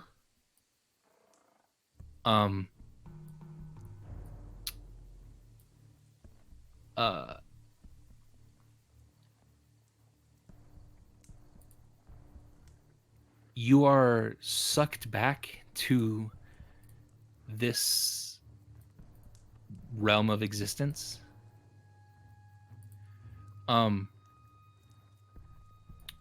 Just in time for you to see on the docks this white tiger thing plunge a longsword into Charity's back, and Charity just splutters out blood in front of him. He looks back at Stormbringer and you, Burbage, and he's like, "Oh good, I brought you back just in time. My friends, this is what you put your faith in?" And he kicks you over, Charity.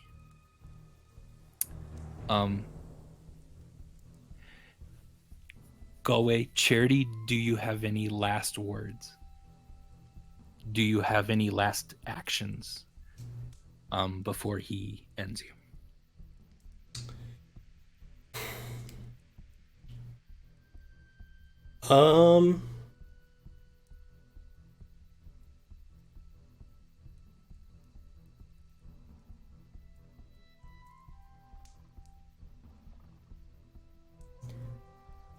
I'm just gonna sort of mouth at to Stormbringer. Necklace.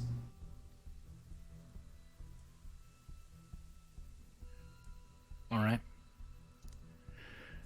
At this, he puts his hand, he puts his foot on your head, Charity, and he leans down. And Burbage and Stormbringer, you see him stomp on Charity's head, grabbing his one horn and snapping it completely off. The horn? The horn. That is your last death save there, Charity. This is horrifying. As he's been working on you a bit while the other two are here. Stormbringer, Burbage, would you run at him? How would you react to that?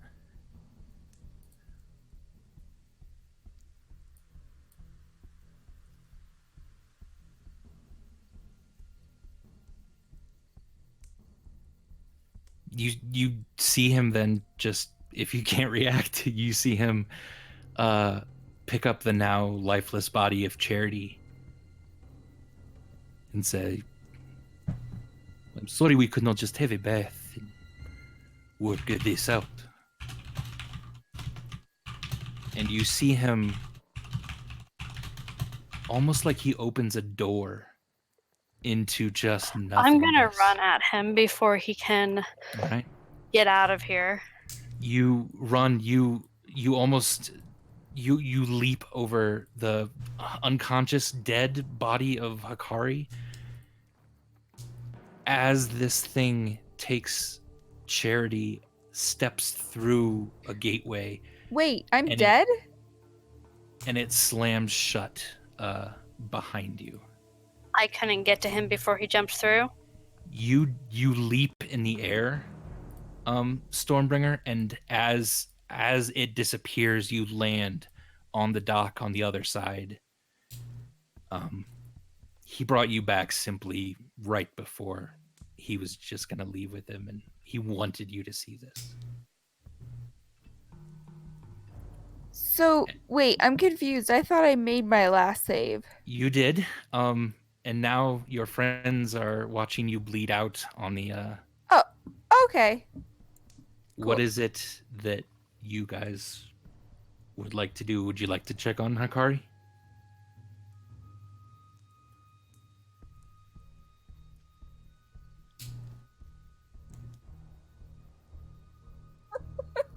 Is there Nope.